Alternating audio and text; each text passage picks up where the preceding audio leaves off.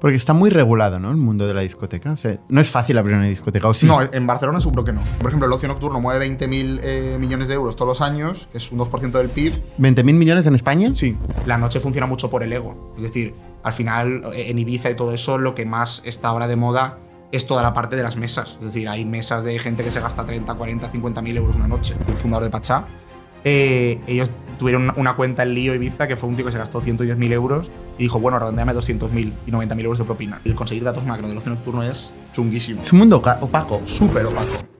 Bienvenidos a un nuevo episodio del podcast de ITNIC. Esta semana estoy con Alberto Centeno y vamos a hablar del ocio nocturno y de cómo digitalizar las ventas anticipadas, las listas de invitados, las relaciones públicas, en un mundo que se ha gestionado, como en tantos otros casos, con papel y boli. Pero antes de entrar en el podcast, os quiero presentar a uno de los account managers de Factorial, Paula Medina. Y le he preguntado, Paula, ¿nos puedes contar cuál es tu producto favorito de Factorial? Aquí la tenéis.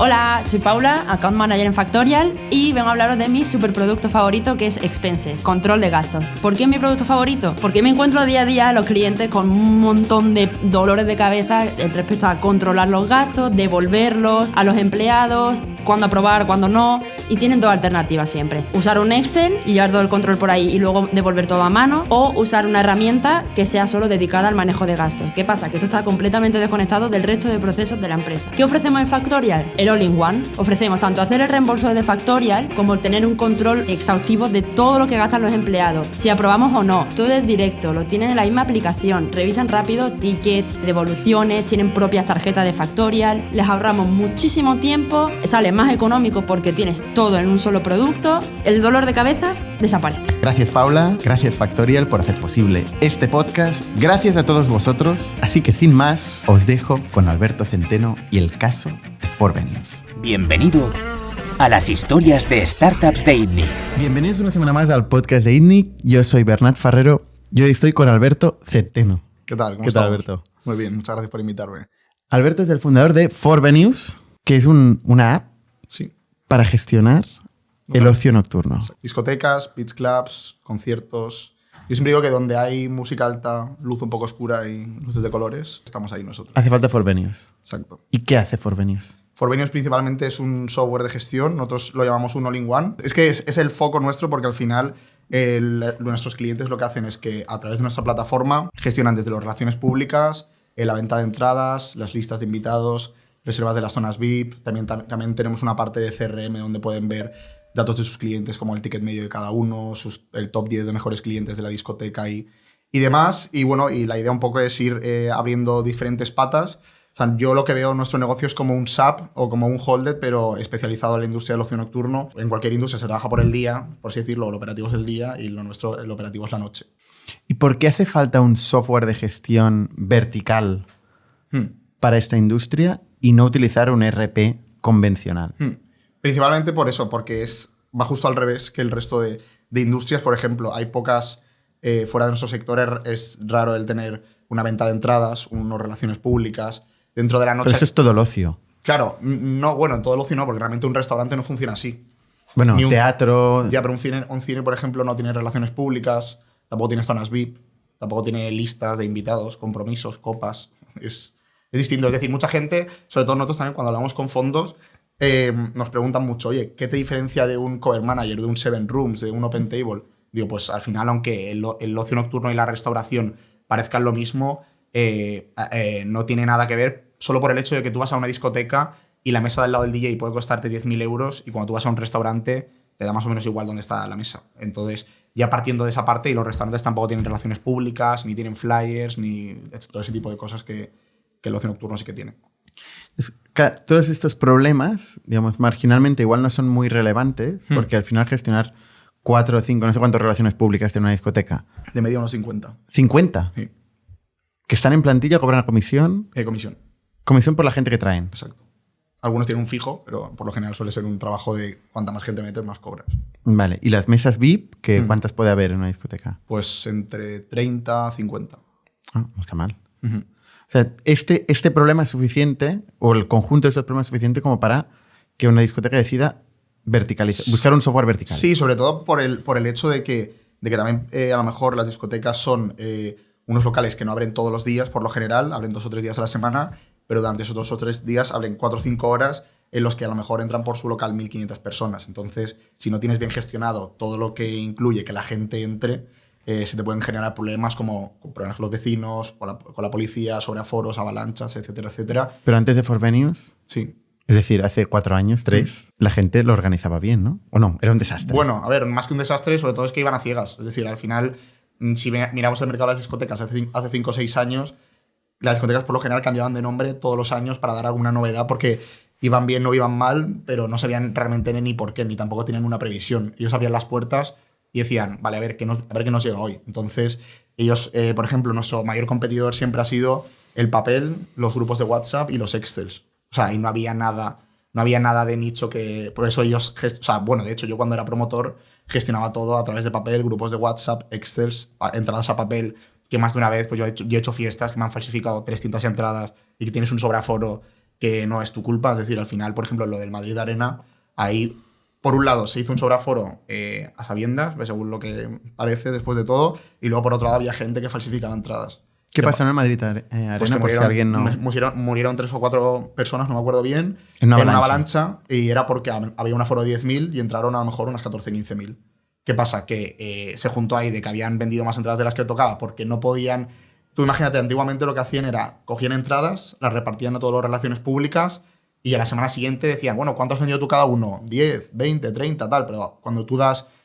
Tú por lo general imprimías más entradas de las que cabían en el local, principalmente porque a lo mejor una relaciones públicas vende 100 y otro vende 20. ¿Qué pasa? Que ellos hasta la semana siguiente no sabían cuántas entradas habían vendido. De repente llega el día de la liquidación, te caben 10 y has vendido 12. ¿Y ahora qué haces? No puedes devolver el dinero así porque todo es en efectivo, en ese momento era. ¿Qué pasó? Que al final, aparte de eso, se juntó que gente había falsificado entradas, se plantaron 5.000 personas de más, hubo una salida de emergencia que no estaba bien gestionada y una avalancha y se murieron 3 o 4 personas. ¿Cambió la regulación después de este hecho? ¿O hubo más presión pues, al control de aforo? No lo sé. Bueno, sí, ahora creo que... O sea, es que esos más eventos grandes, o sea, nosotros ahora mismo, sobre todo estamos más especializados en la parte de venues, en la parte más de locales de ocio nocturno que abren con recurrencia, más que lo que son los festivales. Pero sí, ahora por lo general hay ayuntamientos que ya te piden cuando vas a hacer un evento en su local, o sea, en su ciudad, que tengas un recuento automatizado, un recuento de cuánta persona está entrando en cada momento al recinto. Porque está muy regulado, ¿no? El mundo de la discoteca. O sea, no es fácil abrir una discoteca, ¿o sí? No, en Barcelona seguro que no. En Barcelona llevan sin dar una licencia. Bueno, en Barcelona todo es difícil, ¿eh? Pero bueno. Sí, en Barcelona llevan como 20 años sin dar una licencia nueva. O sea, un local nuevo de ocio nocturno llevan 20 años sin... O sea, yo quiero abrir una discoteca aquí en ITNIC No puedes. y no me van a dejar, Bueno, ¿no? A ver, 20 años llevan. 20 años sin una discoteca sin dar una nueva. licencia en Barcelona.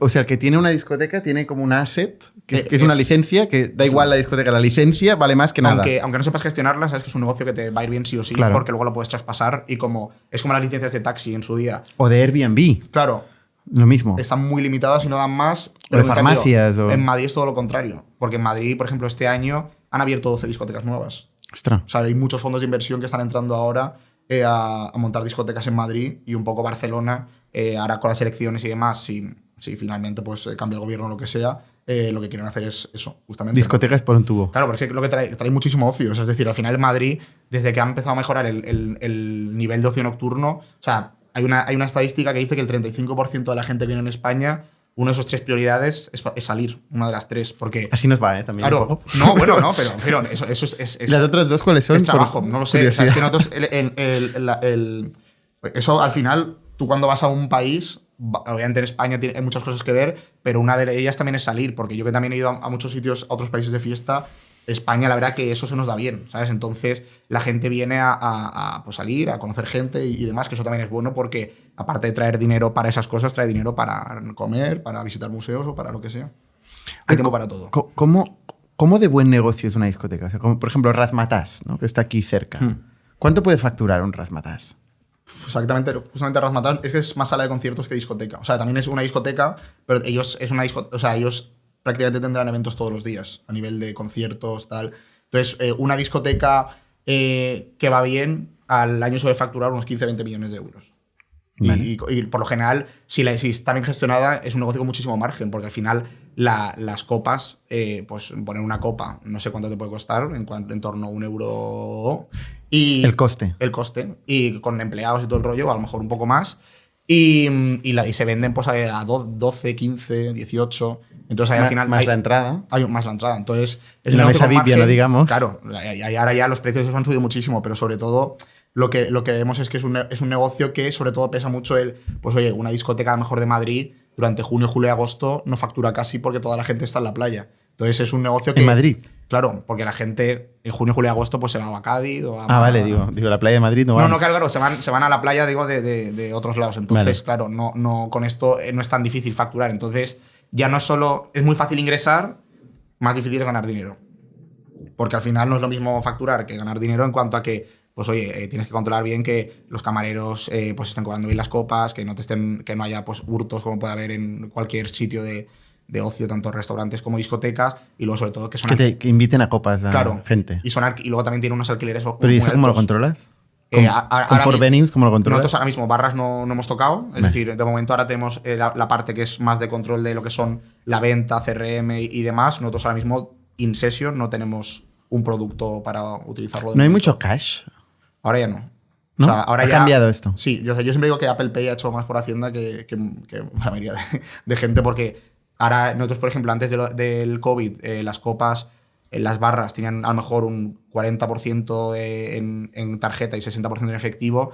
Ahora es que realmente hasta la paga que le dan a los chavales para salir de fiesta se la hacen por Bizum. Entonces, por lo general, ahora mismo estamos entre un 85 y un 95% de dinero en tarjeta y un 10%. ¿Qué cambio? Eso es un cambio significativo. Sí, para nosotros. Te estoy muy intentando grande. entender qué ha cambiado, por qué no ha habido una herramienta antes para este sector, ¿no? O sea, de entrada parece que es un mercado pequeño, parecería. Sí. Igual en España es más grande que en otros. No, en todos los países, en verdad. Es un mercado pequeño. O sea, también es verdad, por ejemplo, yo cuando hablaba con inversores, les decía, ¿cuántas discotecas te crees que hay en Madrid? Me decían 10. Y digo, Madrid 105, lo que es de ocio nocturno. De los cuales a lo mejor objetivo nuestro son 70. Yo pensaría incluso más, ¿eh? Claro. De 105. No, ahí en Barcelona menos. Pero ¿En Barcelona cuántas hay? En Barcelona te diría que habrá unas 50, 60. ¿Pero estos son grandes discotecas? ¿O? No, discotecas. Hay discotecas. Pero que abren toda la noche. Sí, porque hay muchos locales que abren hasta las 3 de la madrugada. Claro, eso es licencia de pub. Vale. Yo digo discotecas. O sea, al final es un sector que, por ejemplo, el ocio nocturno mueve 20.000 millones de euros todos los años, que es un 2% del PIB. ¿20.000 millones en España? Sí. ¿20.000 millones en España? El 2% del PIB.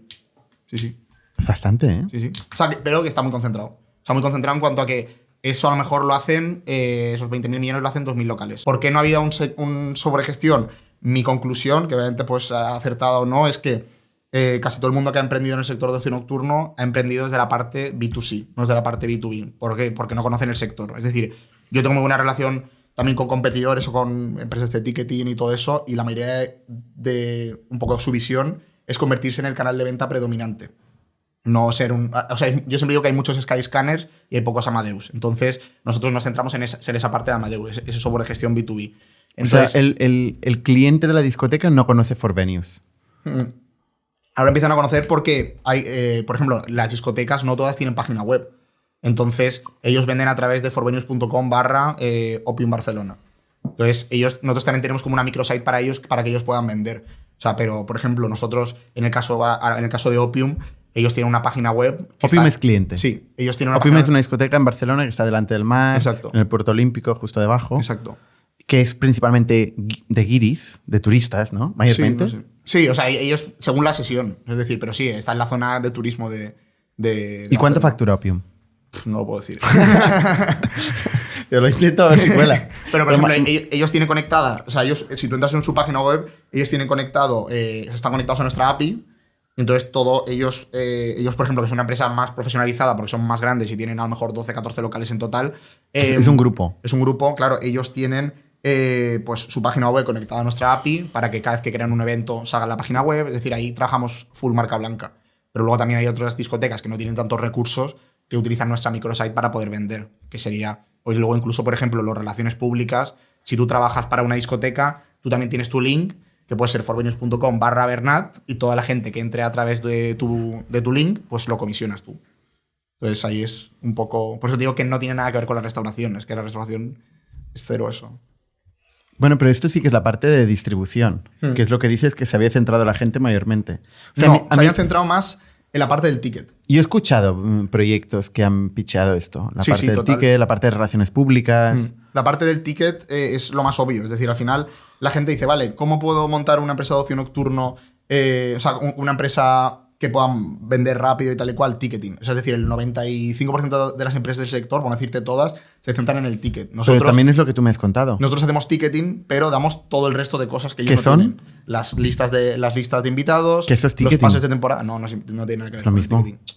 No. Porque las listas de invitados, por ejemplo, tú tienes la parte del ticketing, que es 15 euros una entrada, y luego yo, por lo general, cada cliente nuestro tiene 3 listas de invitados secretas, por así decirlo, de compromisos, descuentos, no sé cuántos. A este relaciones públicas le dejo que pase 20 personas gratis, a este 10, a este 5. El equipo que trabaja para este, si vende tantas, puede meter no sé cuántas personas gratis. Todo eso, que es la parte difícil, es la que nadie hace. ¿Qué pasa? Que Esto no tiene una complejidad infinita, o sea, no. ¿Lo puedes modelar esto? Sí, nosotros lo hemos hecho Porque lo que muchísimo acabas más de decir flexible. ya me imagino el algoritmo y es complicado. No, o sea, nosotros al final hemos hecho una cosa centrado en eso. Es que lo que pasa es que la mayoría de empresas de ticketing empiezan con la parte del ticketing y luego, y eso es fácil, porque vender un ticket lo puedes hacer cualquiera, incluso con cualquier plugin de WordPress, pero luego meterse en la complejidad es lo que no hacen la mayoría de ellos. Es decir, ellos lo que hacen al final es, se meten en, vale, lo fácil, vendo tickets y ya está, Eventbrite, o sea, tiqueteras hay 1000. O sea, yo soy un relaciones públicas, puedo vender con 3 niveles de descuento diferentes y puedo regalar a X amigos entradas. Claro, o por ejemplo, el director de la discoteca te puede hacer un link a ti exclusivamente porque tú mueves un público muy bueno de, yo qué sé, de Sant Cugat, para que tú puedas vender las entradas en tu link, salgan a 20 euros, pero en el link de otro Relaciones Públicas a 25. Todo esto lo pueden hacer. Entonces, nosotros somos buenos en la complejidad y el ticketing. O sea, a nosotros la gente nos contrata por el all-in-one y acaba vendiendo tickets. Es decir, a mí cuando me contrata un cliente no me contrata para vender entradas online. Eso lo podía hacer con cualquier etiquetera y probablemente con mejor... o sea, bueno, según el caso, a lo mejor en unas con peor condiciones, pero etiqueteras low cost hay muchísimas. Nosotros somos buenos en la complejidad y ahí es lo que nos hace diferenciarnos de que la gente pues pueda... El all-in-one, por eso he dicho antes lo del all-in-one, el all-in-one es lo que nos hace fuertes. Pero la complejidad son los descuentos y, No, y la los complejidad invitados. la complejidad es tener una plataforma en la que tú puedas gestionar todos los servicios que tiene una discoteca. Por ejemplo, Puedo decir, por ejemplo, te invito a 2 copas, una copa, sí, o a o sea, mesa VIP. tú puedes hacer una lista, o por ejemplo, imagínate, la parte de las mesas VIP, que a raíz del COVID ha subido muchísimo. Aquí lo que pasaba era que las discotecas, ellos tienen un grupo de WhatsApp, que la gente, ellos copiaban y pegaban un mensaje que ponía evento, 15 de mayo, cliente, Bernat, tarifa, palco VIP, precio 300 euros, y la gente tenía un grupo que solo enviaban reservas, y ahí lo que hacían era que la persona que está en el VIP, aparte de estar 24 horas teniendo que estar atento al móvil para poder ir copiando y pegando los mensajes, copiaba el mensaje, lo pasaba a un drive, pasaba todos los datos, y luego cuando llegabas a la discoteca ellos lo tenían en un papel apuntado todo esto, nombre Bernat, vale, perfecto, vas a la mesa 10, tal, y ellos tenían como un plano dibujado en los bolis iban poniendo, vale, aquí Bernat, no, vale, al final aquí no, tachamos, tal, no sé qué, todo esto. Sustituir este plano con software es jodidísimo, ¿eh? No, ya lo hemos hecho. Pero Pero y a la gente no va con papel. no va con papel. ¿Qué tiene? Un o sea, iPad. tiene un iPad o en el mismo móvil, y entonces ellos, por ejemplo, lo que hacen es que este workflow que ellos, o sea, lo bueno que tenemos nosotros es que no cambiamos la forma de trabajar de las discotecas. Entonces, por ejemplo, el relaciones Cada uno tendrá la de su padre o la de su madre. Sí, pero más o menos hay 5 o 6 y esas 5 o 6 las cubrimos. Entonces, claro, ahí hay un tema de que en relaciones públicas, en vez de pasar la reserva por WhatsApp, lo que hace es que entra en Forvenues, pone la información la misma información que ponía por WhatsApp, pues la pone ahí y automáticamente llega una notificación al VIP Manager, oye, hay una nueva reserva pendiente de aceptar. Vale, Bernat, vale, sí ha venido alguna vez, tal, ha consumido bien, ok, lo aceptamos. Y automáticamente a ti te llega un mensaje si el cliente Pero bueno, quiere. si no tienes barras, no sabes lo que he consumido, ¿eh? Sí, pero nosotros sí, porque por ejemplo nosotros nos linkeamos con el TPV de las barras. Entonces tú, por ejemplo, cuando vas a, yo qué sé, a Ibiza, a Cova Santa, y te gastas 3.000 euros, cuando cierras la cuenta en el TPV, esa información se me envía a mí. O sea, del TPV sabes cómo sabes mi nombre y cómo lo relacionas Claro, porque con yo, él. por ejemplo, yo tengo en Forvenues, tienes Bernat, mesa 15, y cuando ellos van a abrir yo esto lo tengo conectado con el proveedor de TPV de los ordenadores que tienen las barras. ¿Pero qué información te da el TPV? De mí. Pues todo lo que has consumido. Entonces, de esta forma pues pueden cuidar mucho más al cliente, porque la noche funciona mucho por el ego. Es decir, al final, en Ibiza y todo eso, lo que más está ahora de moda es toda la parte de las mesas. Es decir, hay mesas de gente que se gasta 30, 40, 50.000 euros una noche. ¿En serio? Claro que sí. La historia que cuenta Ricardo Urgell, que es al final el referente de ocio nocturno a nivel mundial, que es el fundador de Pachá, ellos tuvieron una cuenta en Lío Ibiza que fue un tío que se gastó 110.000 euros y dijo, bueno, redondeame 200.000 y 90.000 euros de propina. ¿Sabes? Entonces, o sea, esas cantidades no es lo habitual, pero son cosas que pasan. O sea, aquí, por ejemplo, en Soco Barcelona hubo una cuenta que es creo que es la más alta de la península, que fueron 95.000 euros. Un tío sacó 110 botellas de champán o algo así. Qué heavy, ¿no? Claro, vale la pena tenerlo en el CRM bien identificado, ¿no? Sí. Sobre todo porque al final tú puedes también, o sea, tú ves un poco la media de consumos, un poco todo ese tipo de cosas. Eso sí le veo valor, ¿ves? Ahí sí que veo mucha pasta. Identificar. No, pero es que, tú piensas, nosotros realmente al principio cuando nos contratan, no es que nos contraten porque vayan a facturar más con nosotros, que a la larga también lo hacen. Sobre todo nos contratan porque tienen una serie de dolores de cabeza. O sea, tú cuando, por ejemplo, gestionas ya no solo las reservas VIP, y de repente a la persona que gestiona el grupo de WhatsApp se le ha pasado por lo que sea, porque es normal, a lo mejor cada noche hay 50 reservas y abren 3 días a la semana, llegas, tengo una mesa de nombre de Bernat, no la tengo. Oye, tal, ¿no? Le llaman relaciones públicas, tal, hostia, la mesa ya la habían vendido, ese tipo de cosas pasan. Y luego aparte que lo que te está contando el proceso, ellos enviaban la mesa por WhatsApp, la pasaban a un Excel, ese Excel lo tenían en puerta, lo iban tachando y luego toda esa información del Excel lo tenían que volver a pasar para calcular cuánto tienen que pagar a las relaciones públicas. En Forvenius es automático todo eso. Metes una reserva, le da una notificación al BIM Manager, la acepta, el cliente llega, consume todo lo que tiene que consumir, se registra lo que ha consumido y tú puedes poner una regla de, oye, estas relaciones públicas lleva el 10% de la mesa y automáticamente te sale cuánto le tienes que pagar. Vale. La parte de gestión de camareros o de personal, ¿la hacéis también? No. De momento no. O sea, nuestra idea es... ¿Y procurement, compras tampoco? No, ahora, o sea, nosotros al final lo que queremos construir es lo que te comentaba antes, es decir, un 360 de verdad. O sea, nosotros queremos hacer... ¿Contabilidad? Todo. O sea, ahí al final lo que queremos hacer es dar un valor a cada departamento. O sea, nosotros lo que nos ha funcionado muy bien es, por ejemplo, cuando sacamos la parte del CRM, lo primero que hicimos fue nos conectamos con típico MailChimp o todo eso y con unos clientes hicimos una prueba piloto y vimos qué les hacía falta a ellos de MailChimp. Y lo desarrollamos nosotros y lo metemos. No por nada, sino porque al final el ocio nocturno, como es un sector que trabaja muy distinto al resto, yo lo que quiero saber es qué realmente les aporta. O sea, yo no quiero ser una plataforma... Nosotros apostamos mucho por producto y por hacer el producto nosotros. No nos gusta conectarnos con mucha gente, sino con partners que a lo mejor no nos aporte hacerlo nosotros ahora mismo, como puede ser las barras y demás. Entonces, la idea es crear un producto para cada departamento.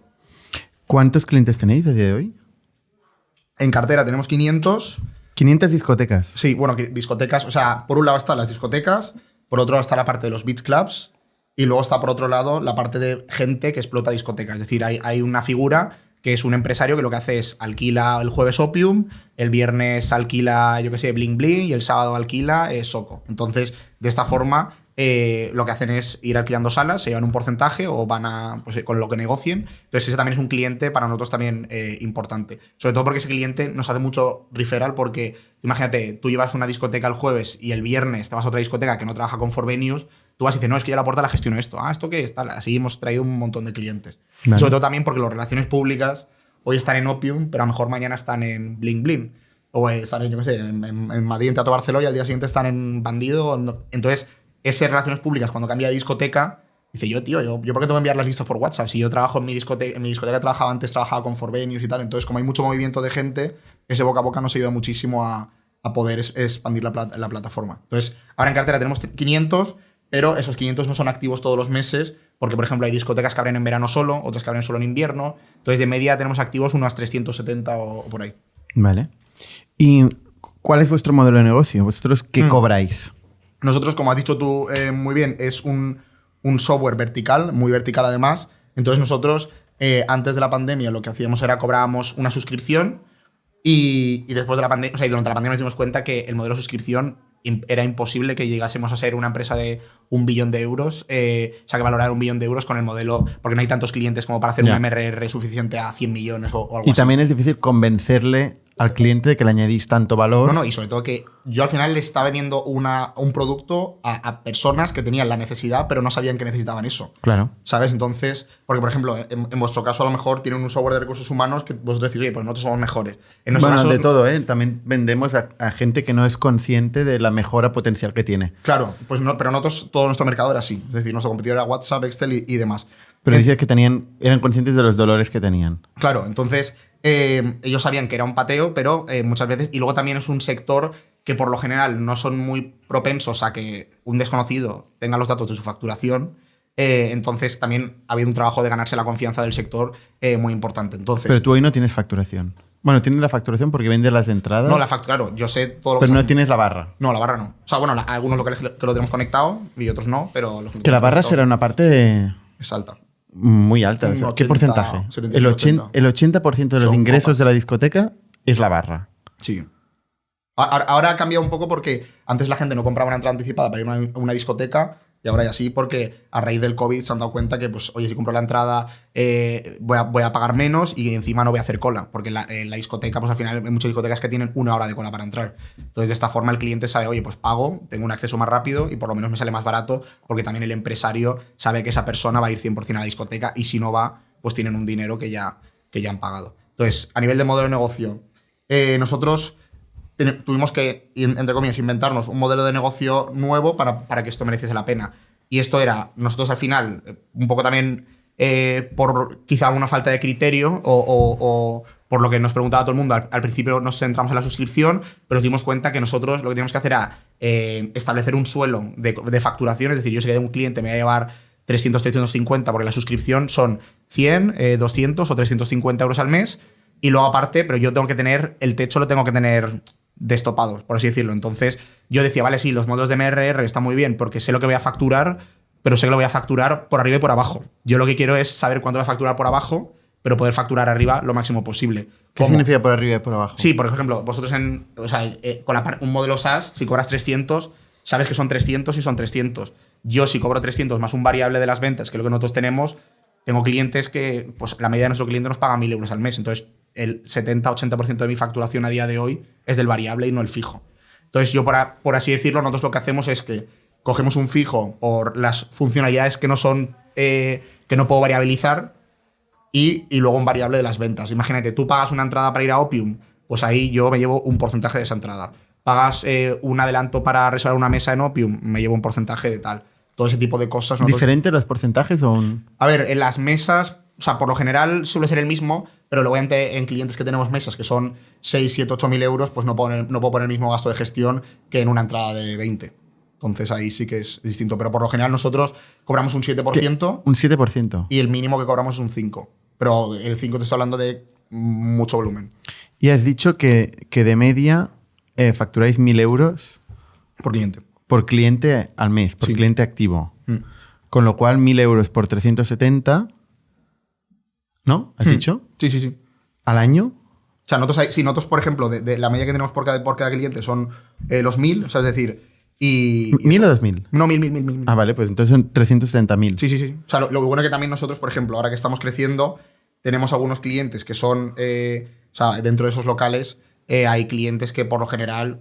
tienen pues la parte de reservas, es decir, un grupo no es solo un grupo, tiene discotecas, a lo mejor luego también tiene algunos pubs. Entonces, nosotros del 80% de nuestros clientes sacamos esos 1.000. O sea, nosotros ahora mismo estamos haciendo 300.000 al mes de ingresos, pero... ¿Y estos son ingresos netos? Nuestros. O sea, nosotros el año pasado, ahora sí que sentamos en cifras del año pasado, pero eso, nosotros, o sea, nosotros ahora mismo, por ejemplo, el último trimestre de 2022, solo la media de los 1.000 euros al mes, pero por ejemplo ahora mismo la media es más baja porque de enero a mayo los números en ocio nocturno bajan. O sea, más del 50% de la facturación lo hacemos de junio a diciembre, porque enero, febrero, marzo tal son meses más flojillos. Entonces ahora mismo estamos en una media de unos 700, 800 euros al mes.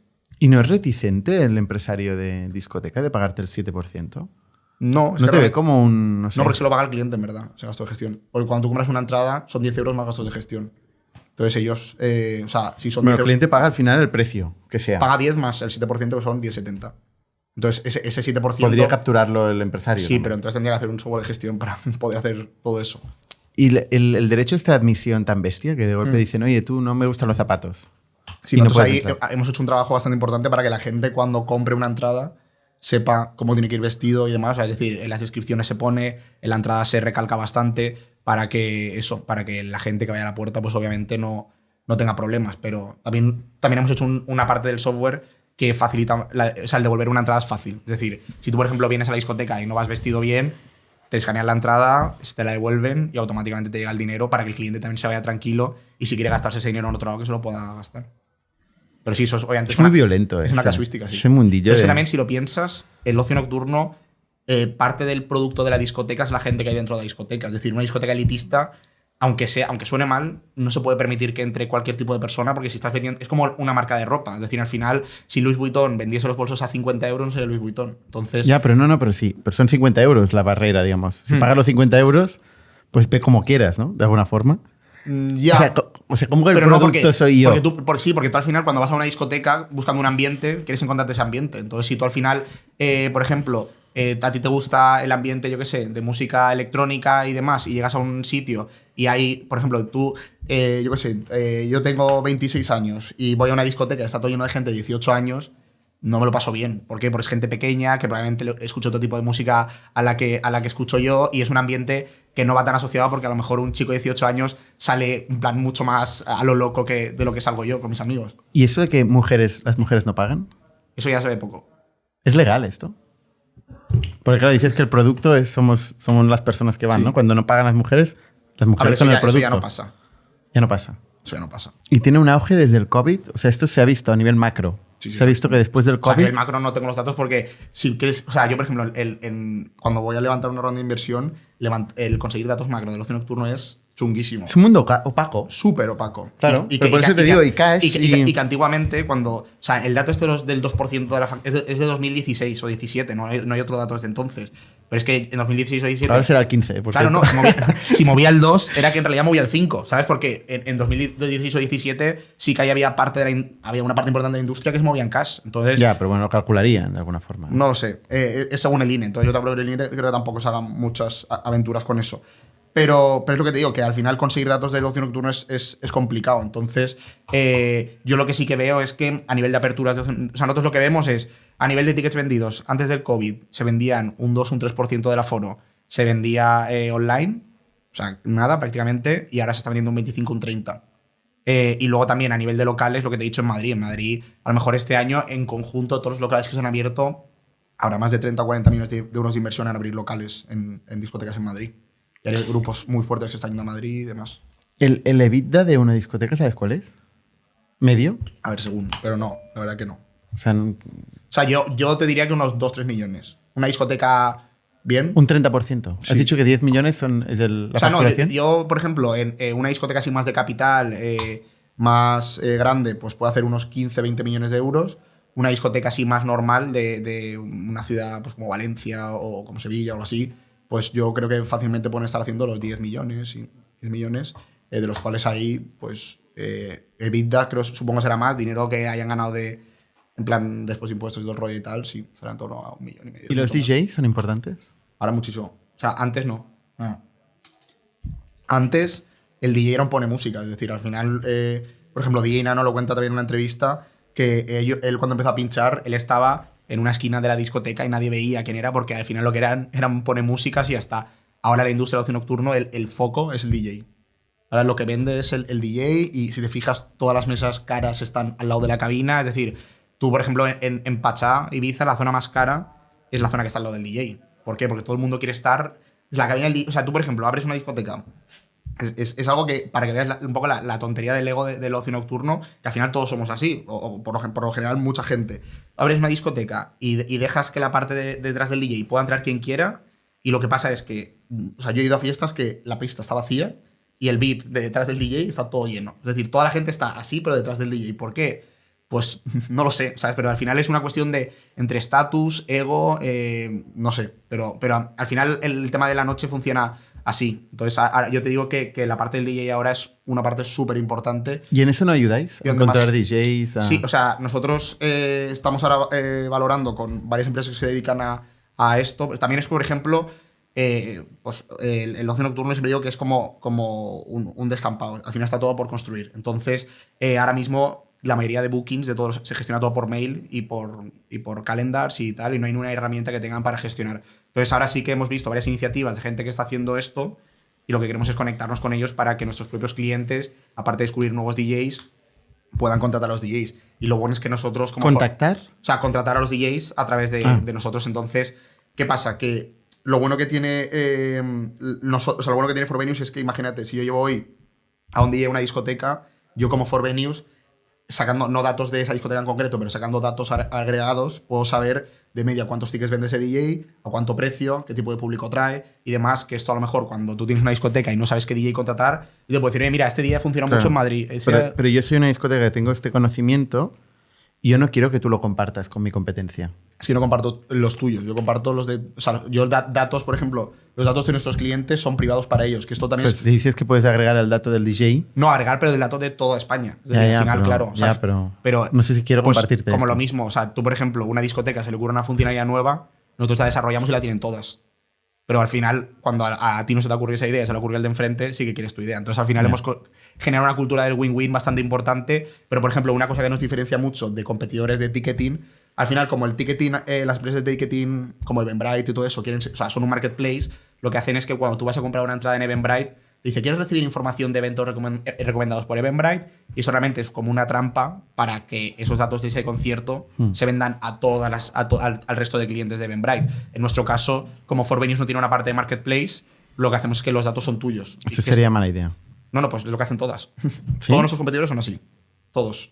Entonces, claro, y luego, por ejemplo, pasa que a lo mejor un Opium dice, oye, tío, ¿por qué salen los eventos de Bling Bling por delante de los míos? O sea, claro, porque es como el tenedor. O sea, yo siempre digo que los modelos de marketplace ahí tienen los buenos y realmente donde ganan dinero es de los no tan buenos. Entonces, un restaurante que va súper bien, ¿por qué va a tener que anunciarse en el tenedor? No tiene ningún sentido porque ya tiene su clientela y demás. Con el ocio nocturno son para descubrir, ¿no? Claro, sitios, pero luego hay que fidelizarlos. El que gana es el que no tiene clientes. El que tiene clientes... O sea, si tú tienes por ejemplo, Ushuaia o Pachá, ¿por qué se va a meter en un marketplace? No tiene ningún sentido. O sea, porque ellos obviamente no necesitan publicidad. Entonces vosotros habéis priorizado ir a la gestión. Nosotros B2B puros. White label.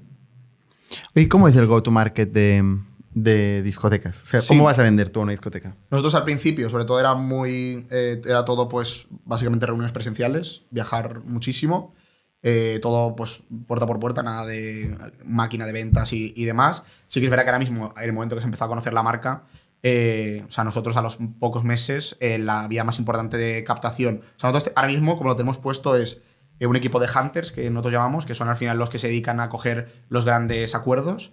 Pues, por ejemplo, pues una discoteca ya una facturación más relevante. ¿Cuáles son las más grandes en España, por ejemplo? Es que depende, o sea, está a nivel de factura, o sea, Ibiza es obviamente lo que predomina en España. ¿Pachá? Claro, un Pachá de Ibiza, al final, o sea, ahora mismo Pachá está por ahí publicado, pero Pachá creo que a lo mejor al año factura 70-80 millones de euros. Entonces, pues Ibiza obviamente está a años luz del resto de la península. Sí que es verdad que son 3 o 4 meses, pero son 3 o 4 meses de facturar muchísimo todos los días. ¿Y ahí estáis? En Pachá sí. En Pachá hemos empezado este año, de hecho. Y sí, nosotros y también hemos empezado con el grupo de Amnesia, con Cobasanta y demás. Este año este año hemos empezado con las pruebas piloto en Pachá y en Cobasanta, que es el grupo de Amnesia. Pero eso, nosotros al final este año, o sea, es que nosotros una empresa con Forvenues como tal llevamos desde mayo de 2021. Entonces... muy poco tiempo. Claro. O sea, sí que es verdad que yo llevo dándome de hostias desde vamos, nosotros empezamos con la empresa hace 7 años, con la primera que montamos del B2C, empezamos hace 7 años. Entonces, pues llevamos dando... Ahora te preguntaré la historia. Claro. Cuéntame el go-to-market. El go-to-market, exacto. 7 hunters. Tenemos hunters, que son un equipo de 2 o 3. Ah, 2 o 3. Sí, y luego tenemos una máquina de ventas que son 4 o 5 personas. Y al final... ¿Qué significa una máquina de ventas? La máquina de ventas, pues básicamente nosotros solo hacemos... No paran de vender. Solo hacemos, son unas máquinas. No, la típica 6 machine de escalable. Lo sé, pero digo, cuéntalo. Sí. Nosotros al final tenemos... O sea, nosotros tenemos la parte de hunters, que es todo más cold calling y demás, llamadas frías y demás. Y luego la parte de máquina de ventas, que nosotros solo hacemos Instagram de anuncios, porque nuestro cliente no está en LinkedIn, ni está en otro lado. Está en Instagram siempre. Entonces... Pero no es matar moscas a cañonazos. No. Hacer ads de Instagram para propietarios de discotecas. Sí, pues nos funciona bastante bien, ¿eh? Sí, o sea, sí. El algoritmo de audiencias de, sí, nos funciona bastante bien. de Instagram os selecciona a los propietarios de discotecas. O sea, viendo gustos de gente... ¿No es mejor coger el listín y llamar? A nosotros no está funcionando, ¿no? Porque a lo mejor hay gente que a lo mejor, lo que te digo, como hay muy pocos datos, ni los propios listings están mal. O sea, tú buscas a lo mejor discotecas de no sé cuántos tal y te salen discotecas que están cerradas hace 10 años, porque no hay alguien que se dedique a actualizar eso. Entonces, en nuestro caso, los listings... O sea, los propietarios están escondidos. Y Y solo no se los puede llegar a buscan ellos tampoco. en Instagram. No los buscan, sí. O sea, nosotros en Instagram nos funciona súper bien. Y luego aparte, pues referidos también. O sea, referidos también nos funciona muy bien. O sea, tenéis unos anuncios en Instagram que pone, oye, quiero gestionar tu discoteca. Plan rollo, software para, o sea, sobre todo, trabajamos con esta gente para que la gente ya diga, hostia, mira, son como nosotros o tal, o clientes que respeten, y ponemos software especializado en gestión de listas, relaciones públicas, entradas, reservados VIP, tal, y rellenan un formulario. ¿Y el que rellena el formulario es el propietario de discoteca? Según. Por lo general, o sea, nuestro cliente, el que nos contrata y el que tiene el pain, es el que la explota. Entonces, hay casos. ¿Quién es? Hay casos que son la propia propiedad y hay casos que son las pequeñas, igual. Los promotores. No, según. O sea, hay discotecas grandes también tienen promotores, hay días. Entonces, el que tiene el pain es el director de la sesión. El propietario de Pachá no entra ahí.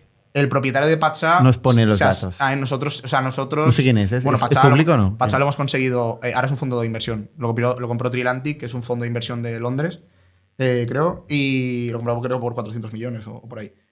Pero en nuestro caso, Pachá no han rellenado el formulario. Nosotros, al final, Felipe de Jovan Talent conocía a los de Trilantic y los de Trilantic nos han ido bajando hasta que hemos dado con el director de marketing de Pachá y demás y hemos podido. Pero un cliente como Pachá es muy difícil que te rellene un formulario. Pero, ¿cuál es el cliente que rellena el formulario? Las discotecas, o sea, si tenemos 3 Tier 1, Tier 2 y Tier 3, el 2 y el 3. ¿Y cómo se reparten los tiers? ¿Cómo los diferencian? Nosotros al final, ahora mismo es clientes que nos dan más de 1.500 euros al mes, clientes que nos dan de 500 a 1.500 y clientes que nos dan de 150 a 500. Entonces ahí tenemos repartido, pero la diferencia nuestra es que por volumen tenemos, a nosotros por ejemplo, de nuestro volumen, una parte a nivel de más número de clientes, que me he liado. De 150 a 500 es muy parecido a lo que tenemos de 500 a 1500. Es decir, nosotros, los clientes pequeños, por lo general, obviamente los tenemos, damos servicio y damos valor y tal, pero sobre todo nosotros nos hemos hecho especialistas en los clientes grandes, en los clientes de Tier 2 y Tier 3. O sea, Tier 2 y Tier 1. O sea, la facturación o el valor que te genera a ti el cliente es una muy buena forma de segmentar, creo que es la mejor, sí. Pero no te sirve para hacer las campañas. O sea, necesitas demografía, necesitas características de estas empresas para poder filtrar un lead. Pero todavía no sabes lo que te facturará. Claro. Entonces, ¿cómo los filtras? Ahí hacemos preguntas. Aforo. ¿Tipo cuáles? Aforo, precio, número de relaciones públicas, o también suele con eso las categorizáis. Claro, porque yo, por ejemplo, imagínate, yo tengo clientes que abren 3 meses al año, pero esos 3 meses me generan mucho más que un año entero de los del Tier 3. Entonces, claro, o sea, ahí al final es, oye, ¿cuántos meses abres y tal? Y luego, por ejemplo, también entramos mucho en su Instagram. Es decir, yo siempre al equipo comercial, porque yo toda la parte de ventas la llevaba yo antes. Y ahora también me gusta bastante meterme. De hecho, pues el jueves voy a Ibiza a visitar clientes y demás. Y yo, por ejemplo, siempre digo, antes de hablar con una sala, meteros en su Instagram y estudiaroslo entero, porque viendo ya el Instagram de discotecas puedes saber muy bien si tienen entrada anticipada, si no tienen entrada anticipada. Entonces ahí ya puedes hacer, vale, si me han dicho que tiene 1.000 personas de aforo y vende 15 euros, pues te puedes hacer tus casos para saber un poco el dinero que te... Claro, el Instagram será relevante para vender entradas. Mucho. Ahí sale la imagen. De ahí que funcionan las campañas. Claro. Porque evidentemente el propietario o el director de marketing estará en Instagram, y el director tendrá permisos de administrador y eso Instagram lo sabe. No, y nosotros también al final... y luego también los directores de discotecas suelen seguir a muchas discotecas para, por lo menos, no a lo mejor en su Instagram personal, pero en Instagram secundarios que puedan tener para ver qué hace la competencia. Entonces, a nosotros es algo que nos funciona bastante bien y que sobre todo que realmente hemos conseguido hacer unas campañas muy bien segmentadas y realmente a nosotros lo que nos cuesta un lead es muy poco. ¿Cuánto? Pues te puedo hablar de unos 50, 70 euros. O sea, hacer hasta que se cierra. Bueno, a lo mejor conseguir el lead o por ahí pues en torno a 30, 50 euros. El coste de adquisición de cliente, unos 100, 125. Y yo en menos de un mes lo tengo amortizado. Pero la gracia es el algoritmo. Pero no puedo decir dónde nos enfocamos. Pero hemos conseguido... O sea, aquí David... ¿Qué algoritmo? O sea, algoritmo. O sea, cómo tenemos segmentado los anuncios. O sea, es decir, nosotros detectamos, nosotros... También es porque muchos amigos míos son directores de discoteca. Entonces, al final es decir, ¿a quién sigues? ¿Qué tipo? Entonces haces un profiling que a la hora de hacer los anuncios... Pues, de cara a las campañas de Instagram, tenéis bien hecho el profiling. Claro. Entonces, también porque muchos amigos míos son directores de discotecas o ex socios míos o lo que sea. Entonces, aquí David, que era el director que ahora lleva toda la parte de internacionalización y demás, él, que era el director de marketing en ese momento, hizo un profiling de la hostia y empezamos a sacar leads súper baratos. Pero sigue habiendo entonces un problema de tamaño de mercado, porque sí, a ver, si tú tienes 150 euros de coste de adquisición de cliente y has levantado pasta, oye, ¿por qué no estás facturando 10, 20, 30 veces más? Porque nosotros por ejemplo, justamente, hemos levantado pasta, pero tampoco hemos levantado una barbaridad como... O sea, nosotros Ya, pero, coño, si en un mes amortizas el coste de captación de un cliente... Sí, o sea, nosotros en este caso, por un lado, porque tampoco, como hemos crecido todo tan rápido a nivel de estructura, tampoco estamos preparados para... O sea, Hombre, pero es un software, ¿no? Sí, es un software, pero tú piensas que, por ejemplo, la diferencia que tiene entre un software mío y un software normal es que yo, por ejemplo, tengo salidas a la venta de que entran a lo mejor 14.000 personas a la vez a comprar entradas, y también a nivel de equipo nosotros hasta hace menos de un año, o sea, en junio del año pasado éramos 7 en el equipo. ¿Y por qué quieres más? ¿Quiero más de qué? Equipo. Equipo, pues sobre todo a nivel de producto, Pero atención al cliente, ¿quién lo da? nosotros. O sea, cuando una entrada no va, Nosotros. o cuando no puedes comprar o te quedan callados. Nosotros. Vale. Claro. Y luego también, por ejemplo, la atención al cliente final también la tenemos nosotros. Si tú, por ejemplo, compras una entrada y no la encuentras en el mail o lo que sea, puedes mandar un mail a soporte y te devolvemos la entrada. Que eso ya, todo eso lo hemos automatizado y demás. Pero, por ejemplo, si tienes algún problema con, oye, tal, que es que, no sé, pues cualquier problema que pueda tener un cliente, porque la mayoría los vamos automatizando, lo hacemos, y luego también nosotros con el promotor, o sea, con el cliente B2B, hacemos una atención muy, muy personalizada, porque al final es un tier. Si quisieras crecer por 10, Sí. ¿dónde estaría el cuello de botella? Vale, pues oye, seguimos desde otra ubicación. Se ha ido la luz por primera vez en la historia del podcast. Algo especial también. Algo especial. Y además justo la pregunta jodida que te acababa de hacer, ¿no? Que es ¿cómo multiplicas por 10? Sí. Ahora que tienes recursos y tuvieras más recursos, ¿cómo pasa, en vez de facturar 300.000 euros al mes, facturar 3 millones de euros? ¿Dónde está Sí. el cuello de botella? Principal, hasta ahora, yo creo que tampoco no hemos apretado mucho para poder conseguirlo. Cosa que no... Seréis los únicos que no habéis apretado mucho para crecer. Yo creo que también eso ha sido bueno. O sea, hemos crecido sin apretar, principalmente porque el producto lo acabamos de lanzar no hace mucho, y creo que también hay cosas que tienes que ir mejorando y tienes que ir puliendo, que a lo mejor si hubiésemos hecho con más clientes hubiese sido pues peor. Y por otro lado, porque también éramos... Primera vez en la vida que oigo que no quieres más clientes. Sí, no, yo quiero más clientes, pero los quiero cuando pueda dar un servicio bueno. O sea, cuando éramos un equipo pequeño que estamos abarcando muchos clientes y demás, y con el mismo equipo que facturábamos de GMV, pues a lo mejor 200.000 euros al mes, y estás haciendo 3 o 4 millones, pues hay cosas que se resienten y hay cosas que hay que mejorar a nivel de estructura, hacer unos buenos procesos y demás. Entonces, yo por un lado, como para mí esto es una cosa a largo plazo, no tenía prisa en... O sea, obviamente quiero crecer. Y tenías caja. Tenemos caja. ¿Y Tenemos evita? caja y evita positivo, un evita positivo bueno. Vale. Eso ayuda. Sí, entonces yo estaba tranquilo, o sea, no tenía que correr. No tenía que correr.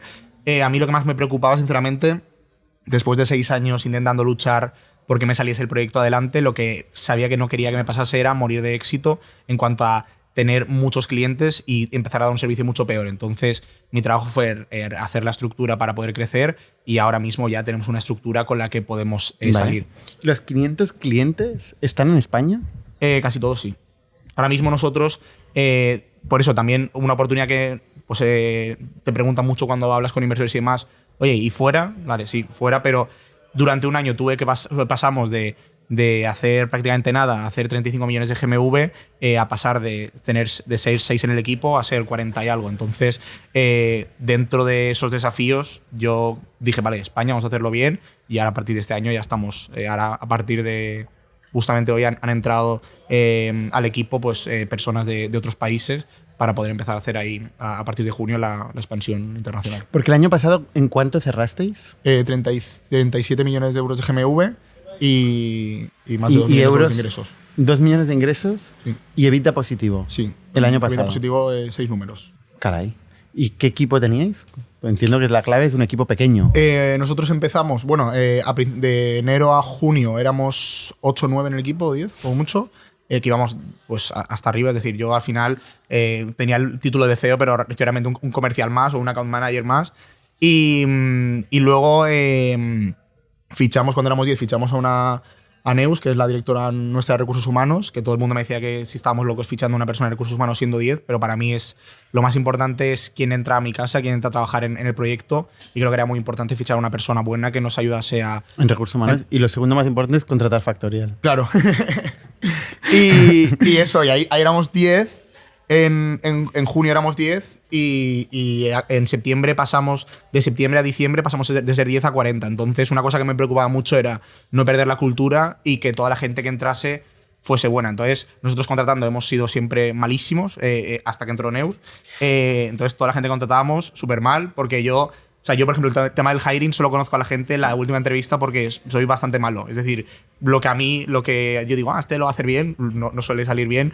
¿Y entonces, no ha cambiado no has evolucionado tu percepción? ¿O no has mi encontrado? percepción sí, obviamente. Ahora mucho más, pero sobre todo porque ahora yo me meto en la parte que aporto valor, que es sobre todo en motivar a esos perfiles a que quieran trabajar. Porque ahora mismo los perfiles buenos están muy demandados y yo creo que mi trabajo es venderles esa visión para que quieran venirse a Fort Venus. Entonces, yo ¿Qué entro en tipo esa de parte. perfiles están demandados? Pues en general todos. Es decir, nosotros, por ejemplo, a lo mejor gente de ventas es muy fácil contratar en otras industrias.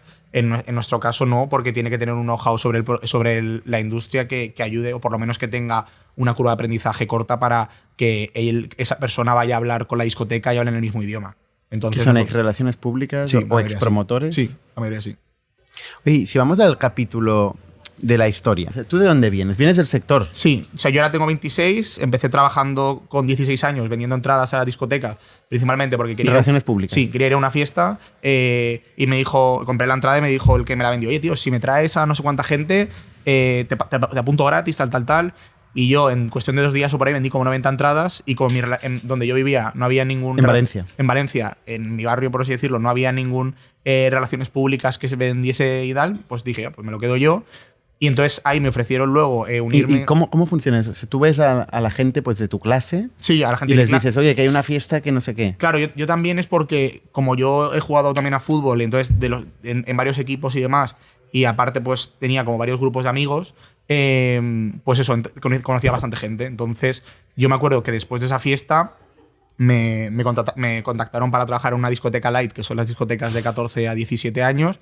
Oye, tal, ¿quieres ser, total, ¿eh? Claro, ¿quieres ser jefe de relaciones públicas tal y montar tu equipo? Y dije, vale, tal. Y entonces la primera, yo como que siempre me ha gustado el tema de empresa y demás, pero yo siempre me veía como un futuro directivo, nunca emprender, pero siempre me había gustado el tema de organizar gente, llevar equipos de ventas y demás. Entonces monté un equipo bastante bueno y la primera sesión, que se vendieron como 700 entradas, yo vendí 400 de esas 700. Entonces, claro… Con un equipo, entonces sí que eras bueno en el hiring. Claro, o sea, sí, Con 16 años. En que movía gente, sí, en eso sí, pero luego ya con perfiles técnicos y demás no se me ha dado tan bien. Es muy diferente. Entonces, nada, yo ahí empecé a crecer y como que las sesiones cada vez tenían más importancia hasta que hay un momento que me nombraron socio de la promotora.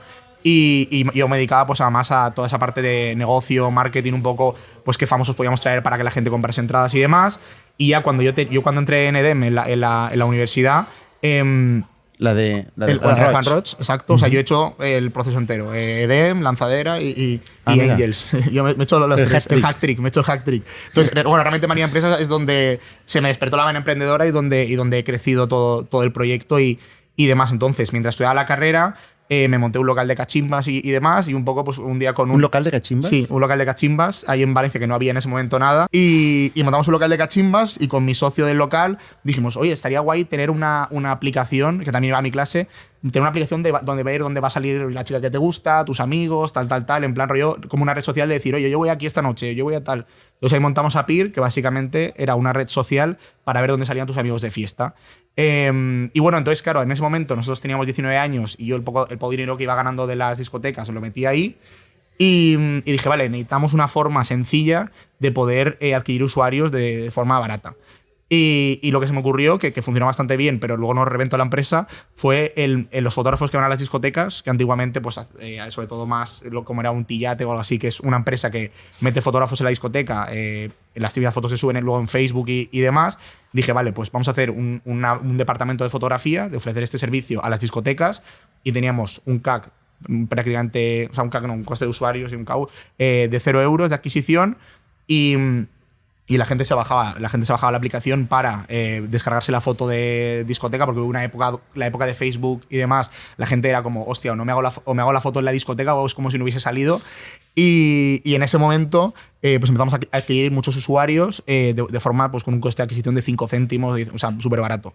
Y entonces, pero claro, lo que pasó es que la gente nos empezó a utilizar como una red social para ver las fotos de las discotecas, pero luego ni interactuaban, ni compraban entradas a través de la aplicación y demás. Y yo, como combinaba este trabajo, o sea, mi empresa con la parte de la noche, pues me pasó eso. Dije, hostia, no hay ningún software de gestión que me pueda ayudar a mí a gestionar mejor a mis relaciones públicas, porque tengo unos Excels infernales con 150 relaciones públicas que les he repartido la entrada y tengo que poner el número, la numeración de la entrada por si las pierden o lo que sea, para tenerlo todo identificado. Y entonces dijimos, oye, y en ese momento, dada la casualidad, conocí a Rubén, que es uno de mis socios, que él trabajaba en una discoteca y él, como era informático, un día se rompió el tobillo, pues están tontas, y él iba a la discoteca a hacer los recuentos de las listas de cuánto había metido cada relaciones públicas y demás. Y como no podía ir, porque tenía la pierna escayola y demás, hizo como un software, o sea, una aplicación súper sencillita para que cuando entrase alguien de parte de alguien, pues vayan haciendo, vale, pues han entrado 3 de Bernat, 3 de no sé cuántos, 3 de tal, para poder hacer ese recuento sin tener que ir a la discoteca. ¿Qué pasa? Que esto se empezó a comentar mucho por Valencia y llegó a la discoteca en la que trabajaba yo. Entonces yo un día le escribí a Rubén, oye, tío, tal, a ver si podemos quedar y hablamos un día, tal, porque Rubén es un perfil súper técnico, es decir, todo el tema de vender y demás no le gustaba. Y le dije, oye, tío, yo esto le veo salida, tal, nosotros tenemos APIR, que es un B2C que va, en Valencia era conocido en ese momento, aunque no, la gente se pensaba que nos iba de la hostia, nos iba fatal, no ganamos ni un euro, y que eso suele pasar a veces. Y nada, entonces nosotros en ese momento le dije, oye, tío, ¿por qué no nos juntamos y hacemos un marketplace o lo que sea? Y luego hablando con él dije, ni de coña, hay que meternos full con la parte de B2B. Y eso, y ahí nos juntamos. ¿Y qué pasa con APIR? Lo tiramos. O sea, yo cuando me junté con Rubén le dije a Rubén, no, tío, vamos a montar, tenemos las 2 empresas, 2 marcas fuertes y demás, pero yo por dentro ahí sabía que APIR tenía una corta línea de vida, porque para mí yo creo que una de las gracias que nosotros tenemos es que no tenemos conflicto de interés con las relaciones públicas. Es decir, las típicas tiqueteras están muy mal vistas por las relaciones públicas porque compiten contra ellos. Es decir, al final, si tú compras la entrada en Eventbrite, ellos no se llevan la comisión. En cambio, tú si compras la entrada a través de su link de ForVenues, sí que se lleva la comisión. Entonces, como nosotros no teníamos marketplace que compitiese con ellos, pues todo el mundo en general, costó tiempo porque al principio se pensaba que éramos un marketplace. Entonces yo dije, oye, si queremos que esto triunfe de verdad el B2B, hay que centrarnos en una cosa. Es decir, hay que ser buenos en una cosa, no en 2, y es donde nos centramos. Y la parte graciosa de lo de las cachimbas es que yo conocí a mi socio Javi, que fue con el que monté APIR, que era el perfil técnico de APIR. Estábamos sentados, yo estaba fumando cachimba con un amigo, y justamente aquí al lado tenía a Javi, que estaba hablando con un amigo de que estaba haciendo su TFG, que había hecho una aplicación para médicos o no sé qué, no sé cuántos. Y le dije, hostia, tal, bueno, tal. Le cogí su Facebook y un día quedé con él y a raíz de eso empezamos a trabajar juntos. Entonces y luego te lo llevas también a ForVenues. Claro. O sea, nosotros, ¿cuántos sois en ForVenues? Nosotros en APIR éramos Sergio, Javi, Eric y yo, que Eric era el CEO de APIR. Y luego, por la parte de Discocil, que era la empresa, como nos llamábamos antes, ForVenues, era Rubén solo. Él estaba solo. Y entonces, cuando nos juntamos, ahí pasó a ser yo el CEO de la empresa, y Eric, en este caso, sale de la empresa que nos juntamos, porque al final, pues bueno, había distintos intereses. Yo sí que tenía una mayor pasión por el sector y demás, y eso. Y ahí Eric pues también decide probar otro tipo de cosas, y nos quedamos Javi, Sergio, Rubén y yo. 4 fundadores. Sí. ¿Con qué proporción en el capital?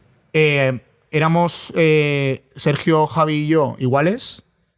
O sea, no, Sergio, Javi y yo, no. Rubén, Javi y yo iguales, y Sergio un poco menos, por cosas tanto de la vida como que llegó. Porque cosas tanto de la vida de que llegó un poco más tarde. Pero o sea, nosotros a nivel interno tenemos claro de que partiremos entre 4. Si vendemos, partiremos entre 4, porque este porcentaje se decidió hace no sé cuántos años, y obviamente todo el camino lo hemos hecho juntos, y por entrar 3 meses más tarde no creo que alguien se merezca tener menos porcentaje. Pero en esa tú eres el CEO. Sí, desde que cambiamos a la parte B2B, yo soy el CEO de la empresa. ¿Y cuánto invertís en la compañía para...? En APIR, yo en Discocil ya estaba seco, es decir, yo estuve 2 años sin cobrar, no tenía ya dinero. Yo invertí unos 4 o 5 mil euros en montar APIR, que era prácticamente todo el dinero que me quedaba, porque yo... Pero, ¿con eso qué edad tenías? Yo, cuando montamos APIR, 19. Ostras. 19, y yo al final también, ahora, bueno, realmente no me arrepiento, pero yo vivía muy bien también cuando era promotor. Entonces yo en ese momento ganaba bastante dinero para esa edad, y lo que hacía era pulírmelo, de salir de tal, y bueno, que gracias a eso he podido conocer mucha gente, pero no era un perfil ahorrador de poder invertir. No. Claro. O sea, tú siempre has sido muy discotequero. Sigues siéndolo. Sí, por ejemplo, sobre todo al principio, durante 2022, yo me he tirado 6 meses seguidos yendo fin de semana tras fin de semana a discotecas, estando en la puerta de la discoteca desde las 12 hasta las 3 de la mañana para ver que la que está con el lector de las entradas, ver, oye, bien, me gustaría que este campo estuviese más grande o me gustaría esta información, estando con la gente del VIP para, oye, mira, el mapa estaría mejor que hiciésemos esto o lo otro. Entonces, yo estuve 6 meses, yo y el equipo comercial estuvimos 6 meses empapándonos de saber qué necesitaban y qué había. ¿Cómo vendiste a los primeros clientes? Vale, mira, pues cuando cambiamos a la parte B2B, y te sigo contando, la mayoría de los primeros clientes eran mis ex socios o el sitio donde habían trabajado. O sea, Rubén. tu experiencia previa de haber trabajado en ese sector. Los contactos. Los contactos. O sea, ¿no? había por así decirlo, un founder market fit muy importante de que yo conocía muy bien el sector y que tenía en Valencia solo amigos que se dedicaban a la noche. Entonces, fue Yo en algo general fácil. soy un poco escéptico de este concepto porque, o sea, no el founder market fit sí, pero no el hecho de ser insider del sector, no creo que sea siempre una ventaja. A veces No. te dificulta ver un sector de una forma diferente, de una forma innovadora. Te dificulta tener la sangre fría a veces de priorizar Sí, o sea, unas yo te cosas digo u otras. lo que me ha funcionado a mí, que en este caso era conocer muy bien el sector. Y sobre todo para conseguir los primeros clientes, que es clave. Claro. Sí. Pero antes éramos un software de gestión de listas. Nos pagaban 100, 150 euros al mes. Y ahí es donde tú descubres la oportunidad, ¿no? Sí. O sea, realmente yo es algo que yo sabía que estaba, pero era vender un producto que ellos no sabían que necesitaban. Entonces nosotros lanzamos la primera versión en junio de 2018, conjunta con Rubén y demás. Durante los primeros meses tenemos 10 clientes o por ahí, todos de amigos míos y demás. Y luego levantamos, o sea, yo por ejemplo ahí, cuando acabé la carrera, mis padres me dicen, oye, te hemos pagado una carrera que vale 25.000 euros, vas a empezar a trabajar en algo EDEM, que… la carrera en EDEM vale 25.000 O sea, euros. sí, unos 4 o 5.000 euros al mes. O sea, al año. Entonces, nada, un poco que mis padres ya me decían, ya no solo por el coste de la carrera, sino, oye, deberías ganarte la vida con algo y tal. Y entonces, claro, yo le dije a mis padres, oye, yo hasta final de año voy a intentar levantar una ronda de inversión de un capital mínimo que nos permita estar a los 4 full time. Porque en este caso, por ejemplo, mi socio Rubén tiene 35 años, mi socio Sergio tiene 31 y Javi tiene 28 por ahí, que yo en este caso soy el más pequeño. Entonces, ¿qué pasa? Que Rubén tiene un hijo, tal. Entonces, Rubén en este caso y yo sí que estábamos full time, porque yo lo que hablé con Rubén es hasta que no levantemos la ronda de inversión, todo el dinero que hagamos de Discocil de beneficios, porque ahí no cobrábamos ni nada, te lo quedas tú para poder seguir manteniendo,te y demás. Entonces, Sergio estaba trabajando en una empresa, Javi estaba trabajando en otra, Rubén tenía como un sueldo ya asignado de la empresa y yo no cobraba nada. Entonces, hay un poco lo que nosotros nos pusimos a hablar con fondos de inversión, conocimos a B-Booster, que ahora son Draper B1, y que son de allí de Valencia. Y nada, y entonces ellos hacían como un evento que llevaban a las participadas que tienen interés de invertir y demás, y conseguimos levantar pues una conseguimos una nota convertible de 100.000 euros. Y con esto, pues al final entró Big Bang Angels, que es como un grupo de inversores, de business angels y demás, que pusieron 55.000.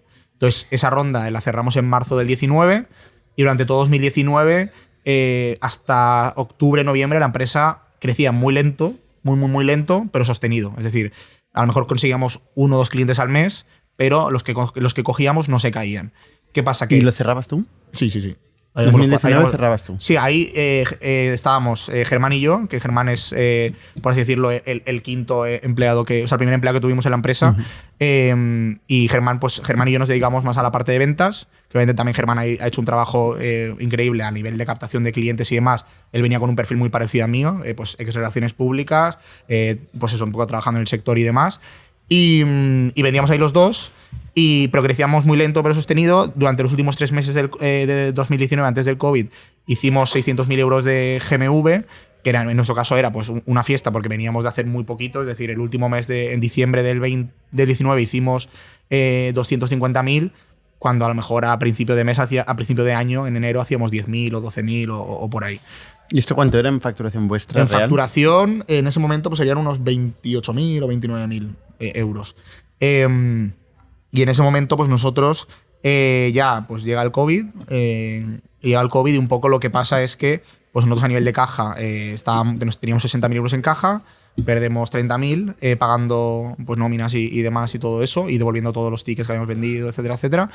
Y nada, y ahí un poco pues lo que pasa es que nosotros hablamos con Archipelago Next, que era un fondo con el que habíamos hablado de un ticket de 50.000 euros de un préstamo convertible, y les decimos, oye, les llamo yo y les digo, necesito saber si vais a invertir o no, porque si no invertáis probablemente tengo que hacer un concurso de acreedores porque no vamos a llegar.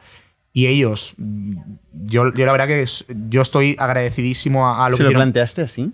Es terrible como pitch. No, como pitch no, yo creo que la clave con los inversores y demás es ser transparente. Entonces ellos, yo les dije, mira, tenemos muy poca caja, yo estoy seguro de O sea, que... o metes 50.000 euros o me voy a concurso de acreedores. Sí. Y con 50.000 euros, o sea, tiene que confiar de que esto Claro, no, y al va a final... ser una yo- billion dollar Yo ahí company. sí que siempre le he dicho a mis inversores, y es algo que siento de verdad, que yo voy a trabajar todo lo que pueda más para por lo menos devolverles el dinero. O sea, nosotros, por ejemplo, Lanzadera, cuando con la empresa, con Apir, con el B2C que montamos, tuvimos un problema de impagos y demás, ellos nos hicieron un préstamo que al final hemos devuelto. Entonces, yo siempre tengo o sea, yo tengo un respeto por el dinero que me dan terceras personas muy alto. Entonces, yo les dije, oye, yo voy a trabajar todo lo que pueda y más para devolveros los 50.000 euros. Entonces, ellos vieron algo en mí que se fiaron. Pero el capital no es deuda, ¿eh? O sea, bueno, pero si yo- no va bien, pero si yo no tengo va un bien no compromiso. puedes devolver 50.000 euros.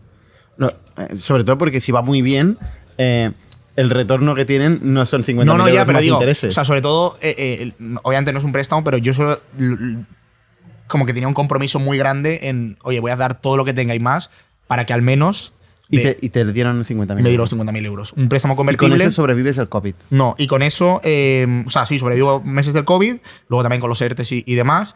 Y yo durante. ¿Pero este es de quién? ¿Si erais 4? No, ahí teníamos 3 empleados o 4, pero vamos. Vale. Entonces, ahí durante esos meses, yo conozco a Unai Carmona a través de Javier Toro de Angels, que en ese momento estaba en Lanzadera ayudando a que las empresas levantasen dinero y demás.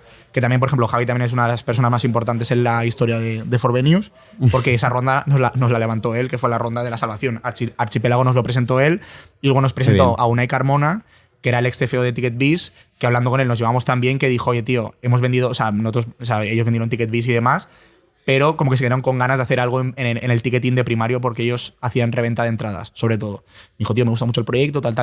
Total, que al final 8 inversores de TicketBiz, o sea, 8 ex directivos de TicketBiz decidieron invertir, con eso metieron ahí unos 80.000 euros o algo así, que ya esto, dice Archipiélago, joder, si estos tíos que eran los directivos de una empresa que se ha vendido por 165 millones entran, esto es porque el producto realmente es bueno. Y nos metieron otros 50. O sea, y si ya estaban locos, ahora estaban doblemente locos.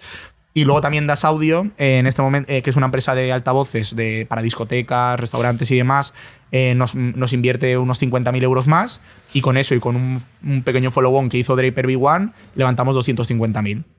Y con eso ya aguantamos durante todo el COVID y demás. Y una historia graciosa de esto es que antes de que Das Audio invirtiese el dinero, nos cierra una reunión, una videollamada con una discoteca de Miami, que es una discoteca muy grande y demás, que factura muchos millones de euros.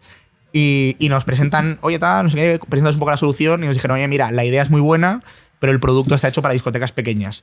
Y dice, yo imagino que ahí en España las discotecas eran pequeñas y demás, que era como, bueno, Ibiza está en España, pero ellos se piensan que Ibiza ya no está en España. Es otro país. Sí. Y entonces ahí dijeron, oye, en primer lugar nos dijeron que el producto era muy flojo, pero que la idea del all-in-one y demás era una idea que tenía mucho sentido. Total, que claro, yo salí de la reunión, lo primero que hice fue llamar al CEO de Das Audio, porque no dije, este tío no me invierte ni de coña, porque claro, si me ha conseguido una reunión y lo primero que me dice el cliente que me ha presentado es que el producto es muy flojo, pues obviamente el ticket se me caería. Me dijo Manolo, que es el director general de Das Audio, me dijo, Alberto, yo confío en ti, lo vais a hacer, nosotros vamos a invertir. Y o sea, que fue toda una cosa de confianza entre todos. Y también un poco yo Así creo que siempre lo es, ¿eh? nos vieron sobre todo yo creo que ven en nosotros la pasión que tenemos de que sí Y o el sí. compromiso. O sea, yo para mí tengo un plan A y para mí siempre ha estado el plan A. Entonces, como no tolero un plan B o no lo pienso, yo creo que es lo que nos ha hecho llegar lejos. Entonces, Y cuando te dice esto la discoteca de Miami, ¿tú qué haces? Yo salgo salgo bastante enfadado de la reunión y llamo a mis socios y les digo, oye, hay que tirar el producto entero y hay que hacer un producto para que las discotecas grandes nos compren, pero que también podamos vender a las pequeñas. Pero las discotecas grandes nos tienen que poder comprar, porque al final es donde está el dinero. Y nada, entonces ahí durante unos meses estuvimos mis socios y yo trabajando como fuese product manager y ellos programando. Entonces yo lo que hacía era, yo estuve durante 2-3 meses, prácticamente, como tampoco tenía mucho que hacer porque estaba todo cerrado y demás, estaba 10-11 horas al día viendo vídeos de plataformas de restauración, de ticketing, de todo tipo de plataformas para sacar qué ideas podríamos aportar y sobre todo yo he gastado mucho tiempo en decir, vale, ¿cómo va a ser el ocio nocturno después del COVID? O sea, estamos en confinamiento en este momento. O sea, no, aquí era septiembre de 2020. Vale. Que ahí un poco, pues, que según el mes había una cosa o había otra. Sí. Entonces, durante todos esos meses yo lo que me dedicaba era ser como product manager, por decirlo, y yo cogía y decía, vale, la plataforma tiene que hacer esto, yo pensando mucho a nivel de, oye, ¿qué tiene que hacer el producto para que la gente una vez pase el COVID no estar? Entonces yo dije, vale, la parte anticipado creo que va a ganar mucho peso, la parte de venta para asegurar la facturación y también porque no tenían dinero las discotecas en ese momento. Y luego también la parte de las mesas va a ser muy importante por el hecho de las restricciones, tal. ¿Mueren discotecas en esta época? Sí. Mueren marcas. Discotecas no, porque como hay tan pocas licencias, la licencia de uno se la queda otra, ¿sabes? Vale. Entonces, yo no pierdo número de clientes a nivel, o sea, no a grosso modo, obviamente alguno ha caído, pero sobre todo lo que cambian de manos, sobre todo. Pero cambiar de manos cambian de softwares. Sí, pero es que como ahí no tenían software la mayoría, pues...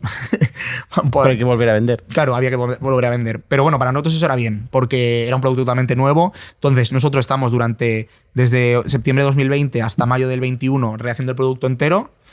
Justamente tuvimos suerte de que no abrieron el sector durante esos meses, porque si hubiesen abierto el sector yo tenía, por un lado, la parte de Discocil congelada, de que no lo habíamos tocado nada, y Forvenius a medio hacer.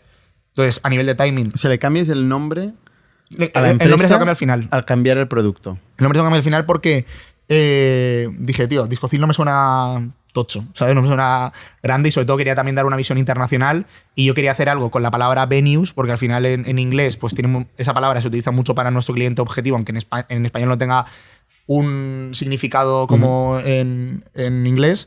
Y al final un día pues dije, oye, tenemos 4 clientes objetivo, por así decirlo, vamos a Venues, Forvenius, busqué forvenues.com sin la U para que sea para Venues, valía 30.000 euros el .com y dije, vale, pues le meto una U, Forvenius y apañado. Entonces, esa fue la marca que cambiamos y a partir de ahí nosotros conseguimos los primeros clientes. El primer mes que salimos a la venta, por así decirlo, como Forvenius, cerramos un grupo de 7 discotecas, que eso no nos había pasado nunca. Entonces, ¿qué grupo? Es un grupo ahora se llama Grupo Bam Bam, que es un grupo del Puerto de Santa María, que tienen 7-8 locales, sobre todo más enfocados en la parte de verano, aunque también tiene algunos de todo el año. ¿Lo cierras tú? Lo cierra Germán, que es el que estaba conmigo en la parte de ventas, y por cosas tan locas de que él había ido de fiesta años anteriores y conoció a los directores, porque Germán es como muy social y demás, y a través de ese contacto pues lo conseguimos Le cerrar. enseña el nuevo producto y lo Le enseñamos el nuevo quedan. producto, nosotros le enseñamos el producto desde la beta. Es decir, nosotros desde el local host, es decir, con el entorno, enseñamos porque no lo teníamos lanzado aún. Entonces, oye, mira, esto va a hacer esto, y mira, esto ahora uno lo hace, pero lo va a hacer y tal y cual. Que es básicamente la venta de entradas anticipadas. No, ahí eran más mesas. Mesas. Sí, sobre todo la gestión de mesas. Pero antes VIP. teníais solo listas. Claro, en Discocil teníamos la parte de listas y durante el COVID añadimos la parte de entradas, la parte de reservas, la parte de pases y sobre todo la parte de relaciones públicas también la magnificamos mucho más. Sobre todo, durante los primeros meses nos ayudó muchísimo o sea, nosotros hicimos un sistema que era la facilidad de gestionar un restaurante, pero con la casuística de las discotecas. Entonces, como todas las discotecas tenían que abrir con mesas, porque la ley obligaba a que el cliente tenía que estar en una mesa, tal, pues ahí. Ah, vale, o sea, en el COVID. O sea, en la época del 2021, COVID ibas a una discoteca en una mesa. Tú piensas que de mayo del 21 a octubre de 2021, las discotecas les dejaban que abriesen como mucho hasta las 2. Porque se ve que por la noche salía el virus o algo de eso. Entonces. Es que esto era una absurdidad. Era una tras otra. total, ¿no? O sea, tú imagínate nosotros de. Yo cogí un miedo a contratar de la hostia, porque digo, tampoco iré a contratar a nadie que, oye, ahora sales del ERTE, entras del ERTE, No, sales claro. del ERTE. Entonces nosotros ahí en mayo empezamos a trabajar con ellos, nos fuimos, Germán y yo, 3 semanas al puerto de Santa María a estar con ellos ¿Cuánto pagaron? mano a mano. Ahí pagaban 200 euros al mes. O sea, no había ni variable ni nada. O sea, nosotros durante esos meses cogíamos 25 clientes al mes, que para nosotros era una locura. Entonces, claro, nosotros cada vez que teníamos un cliente y era un grupo, nos íbamos a verlos. Entonces yo estuve como 3 semanas. Se ibas a ver todos a los clientes para cobrar 200 euros al mes. Sí, ahí obviamente los números no salían por ningún lado. Todavía no estabais en Evita Positivo. No. ¿Cuál fue el salto? ¿Qué es lo que...? Claro, entonces durante ese verano cogimos muchos clientes, pero no facturábamos casi nada. Y en octubre de 2021 quita las restricciones y pasamos a hacer... y hacemos el primer mes 1 millón de GMV. Y de ingresos, ahí hicimos como unos 90.000 o unos 100.000 euros o por ahí. ¿Pero era todavía suscripción? Y la suscripción más variable. Ahí Aquí es empezaron a donde vender. sacáis Claro. el coste Ahí de fue transacción. cuando cambia. Claro. O sea, no, ya lo teníamos sacado antes, pero como antes no podían vender entradas porque por la ley del Vale. COVID no lo permitía, pues Hasta eso. desde el principio, con este nuevo producto, cobráis por transacción. Claro, exacto. Entonces ¿Y ahí... si era un 7%? Sí, ahí, nunca lo hemos cambiado. Siempre ha sido un Sí, 7%. nunca lo hemos cambiado. O sea, ahí estamos. ¿Y lo decides tú? Sí, Un 7. sí, un 7 porque dije, vale, las tiqueteras están cobrando un 10, yo voy a tener mucho más volumen porque las tiqueteras solo comisionan la parte que venden ellos. Yo lo que voy a hacer es, como, pues al final, como Amadeus, pues coge menos porcentaje que Skyscanner, pues ahí un poco. Todos se reflejan a Amadeus. Ya veo. A ver si algún día los conozco. Y nada, entonces ahí al final metemos el variable y el primer mes transaccionamos 1,5 millones y hacemos casi 100.000 euros de ingresos con una EBITDA, que me acuerdo que hicimos una EBITDA a lo mejor de 50.000 euros ese mes o de 40 y tantos mil, porque claro, éramos 6 en la empresa, o sea, y con sueldos muy bajos y demás. ¿Y con eso se pone todo el mundo full time o no? No, ahí full time ya Ahí estábamos. ya estaban, desde que habéis levantado la después del ronda. COVID, sí. O sea, no, full time estábamos mis socios y yo y a partir de septiembre a partir de junio del 21 ya estamos todos, salimos del ERTE, tal. Pero claro, es que quitan restricciones, ponen restricciones. Entonces íbamos metiendo y sacando a la gente y ahí empezamos a cambiar. Entonces yo el primer mes digo, vale, esto es efecto de escorche del champán. Al principio pensé que la web que calculábamos los ingresos iba mal. Dije, porque un día hicimos 120.000 euros y dije, no puede ser que hayamos hecho un día 120.000 euros en entrada. Entonces ahí pasó eso y dije, vale, esto ha sido el primer mes, pero el mes siguiente, pues yo creo que bajará. Y el mes siguiente hacemos 2. Y luego 200.000. No, 2 millones de GMV y 130.000 de ingresos o 140.000 o algo así. Esto en 2021. Sí, en noviembre de 2021. Y ahí ya, luego en diciembre de 2021 pasa pasa lo de Omicron y demás, que vuelven a subir los contagios y demás. Cataluña cierra el ocio nocturno, País Vasco cierra el ocio Aquí siempre nocturno. los primeros. Claro, y claro, nosotros ahí hicimos una acción que a todas las discotecas devolvimos, o sea, muchas tiqueteras tuvieron un problema para devolver el dinero de las entradas, porque nosotros, otra cosa que tenemos diferencia es que las tiqueteras por lo general venden el ticket, pagan nóminas, y van pagando a los empleados, o sea, van pagando a los clientes del mismo dinero con lo que, o sea, tienen una caja para todo. Que esto a mí me parece una locura, pero nosotros lo que hacemos es que cada cliente tiene como un monedero propio, como una parte con el... O sea, nosotros, yo el dinero de mis clientes no lo toco, las tiqueteras sí. Entonces, les costó mucho devolver el dinero porque no tenían cash flow y nosotros devolvimos súper rápido y además dijimos, oye, todas las comisiones de esta transacción no las vamos a cobrar porque entendemos que, oye, si no podéis abrir, no me parece justo que no gane. Un poco también por apoyar y también un poco de marketing. Y gracias a eso conseguimos también muchos clientes aquí en Cataluña y demás, pero claro, tú imagínate el miedo que nosotros teníamos en el cuerpo cada vez que subían los contagios era, hostia, nos van a volver a cerrar y ahora otra vez, ¿ahora qué hacemos? Meter a la gente tal. Por eso no contratamos casi nada durante los primeros meses porque yo decía, contratar para tal. Pues mira, esta casualidad es clave. Claro. Es clave. Sí. Mantener un equipo pequeño mientras estás iterando, probando el producto, eso te hace resiliente. Entonces, claro, para nosotros el objetivo de la empresa en 2022 era crecer. Era crecer, principalmente porque hicimos en 3 meses hicimos 5 millones de euros y dijimos, vale, pero como ahora esto baje, pues eso ha sido un poco de efecto de escorche de champán y ya está. Ahora, 5 millones de euros en GMV. Sí, exacto. Y de ingresos unos 350.000, 360.000. Y nada, entonces ahí en ese momento dijimos, vale, 2022, año de crecer equipo y crecer en ventas bien para que se vea que no es una cosa puntual. Entonces nosotros en ese momento, a principios de año, nos contacta Archipelago Next, nuestros inversores, nos dicen, oye, la empresa está yendo muy bien, todo tiene pinta de que la siguiente ronda va a ser a una valoración mucho más alta. Que en ese momento la valoración que hicimos, la ronda que hicimos en el COVID fue 1,5 millones la valoración. Y dijeron, esto va a subir mucho más. ¿Qué pasa? Que nosotros cuando tengamos que poner la prorata de la siguiente ronda vamos a tener que poner mucho dinero, tal. Y dije, vale, pues si queréis hacemos una ronda intermedia, una valoración... Ya, pero ese es su problema, ¿no?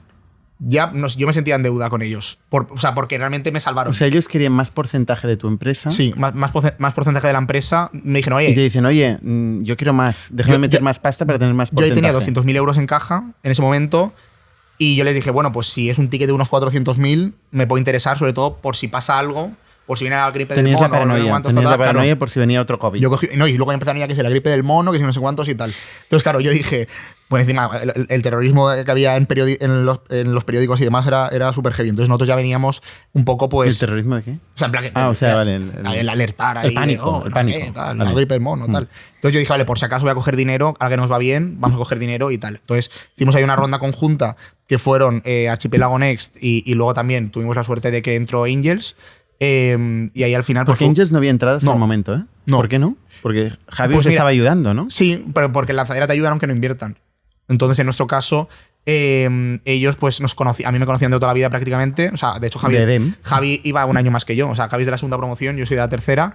Y en 2019 nos dijeron que no. O sea, Ángel nos dijo que no 2 veces. Y a la tercera nos decidieron invertir. Entonces, en ese momento, pues bueno, nos sentamos con ellos. Javi también ve que obviamente es una oportunidad bastante buena. Entonces, tenemos ahí una reunión. ¿Y por qué os dijeron que no?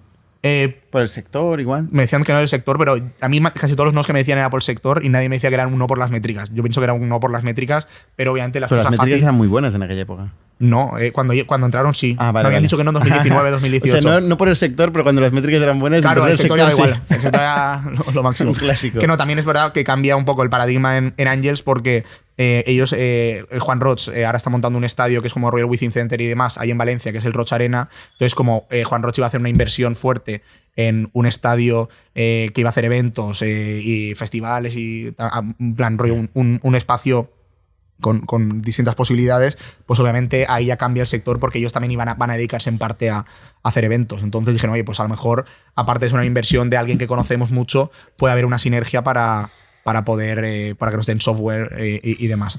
Y entonces ahí ellos entran ahí, hacemos una ronda de 1 millón entre, pues eso, Angels, Archipiélago y bueno, pues prorratas, follow-ons de inversores que teníamos en ese momento.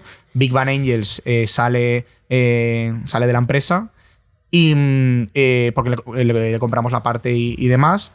Y nada, entonces en ese momento un poco pues el objetivo era, vale, vamos a levantar este 1 millón y con este 1 millón vamos a crecer el equipo a todas las contrataciones que vamos a hacer porque cuando ellos invirtieron éramos 10 en el equipo. La sorpresa es que contratamos 30 personas más y seguíamos siendo EBITDA positivo. Y entonces nada, yo me acuerdo que en un momento que contratamos ya toda la parte directiva y demás, que yo digo, hostia, hay una oportunidad vimos una oportunidad muy grande porque en el resto de Europa y en el resto del mundo no había ningún producto como el nuestro. Y yo ahí, pues bueno, me voy reuniendo con por ejemplo, con Felipe. ¿No hay ningún producto como el vuestro en el mundo? Yo te diría que no. ¿No? No, o sea, por ejemplo, claro, ¿no? Que en otras, por ejemplo, el grupo Opium antes de trabajar con nosotros tenía las listas a papel, la gestión de las mesas VIP la hacía con un software de gestión de restauración y luego la parte de ticketing la tenía con una etiquetera. Vale. Pero no hay ningún all-in-one, por así decirlo. Entonces nosotros ahí un poco pues vemos la oportunidad y yo digo, vale, pues ahí es cuando digo, tenemos el equipo preparado para poder escalar, para abrir nuevos mercados, multiplicar la facturación y demás. Pero claro, ahí teníamos en caja 1 millón de euros o por ahí, pero dije, el plan que queremos hacer es mucho más arriesgado que tener 1 millón de euros en caja. Vamos a levantar una ronda más, que esto fue en noviembre del 22. Y nosotros pues empezamos a conocer fondos y demás. ¿Pero por qué? Si estás en EBITDA positivo, o sea, ¿dónde...? Claro, porque pues justamente eso. Tú has dicho, de las pocas empresas que no han querido apretar el acelerador, en ese momento no lo era. Yo en el momento que tengo el equipo ya estructurado y con potencial a crecer, ahí creo que es un momento para levantar rondas y poder apretar. Pero teniendo 1 millón en caja y luego por otro lado, pues bueno, como también a vosotros pasó en Factorial, decís, oye, tenemos un momento tan bueno con unas métricas con EBITDA positivo, tal, no sé qué, dije yo, ahora o nunca, ¿sabes? Digo, porque a lo mejor en 2 meses No fue después de ver el podcast nuestro que le damos la ronda, ¿no? Bueno, fecha sería, o sea, yo me lo vi justamente para eso, para apuntarme cosas y demás. Y yo tuve la suerte de que conocía a Felipe de Jovan Talent. Y un poco, pues, el feedback que tuvimos fue muy bueno y demás. Y él me montó un roadshow de la hostia con fondos. Claro, tú imagínate, con todo el dinero que han levantado Jovan Talent, pues ellos tienen acceso a muchísimos fondos y demás. Y qué mejor que te recomiende una empresa como ellos.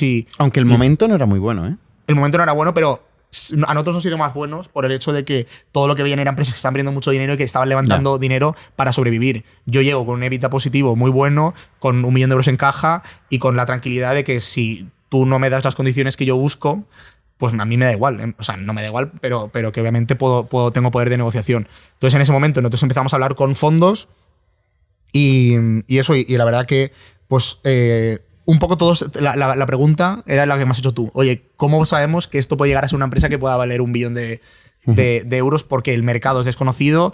Incluso ellos haciendo estudio de mercado no encontraban los datos suficientes para hacer la due diligence y demás y tal. Entonces, al final, pues yo les dije, oye, nosotros, obviamente, por ejemplo, la restauración es un mercado muchísimo más grande, pero es un mercado con un ticket medio mucho más bajo. Es decir, los softwares de gestión de restauración, como un tenedor y demás, cobran al mes 70 euros.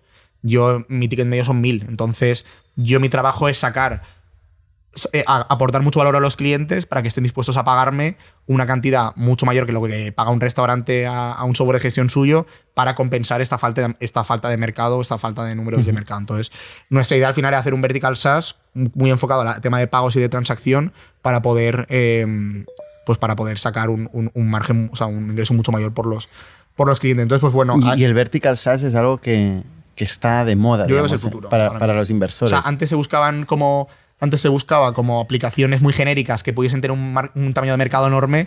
Yo creo que cada vez va a haber software más especializados en una cosa. Y para mí esa es la clave, porque al final de lo que conoces es lo que eres bueno.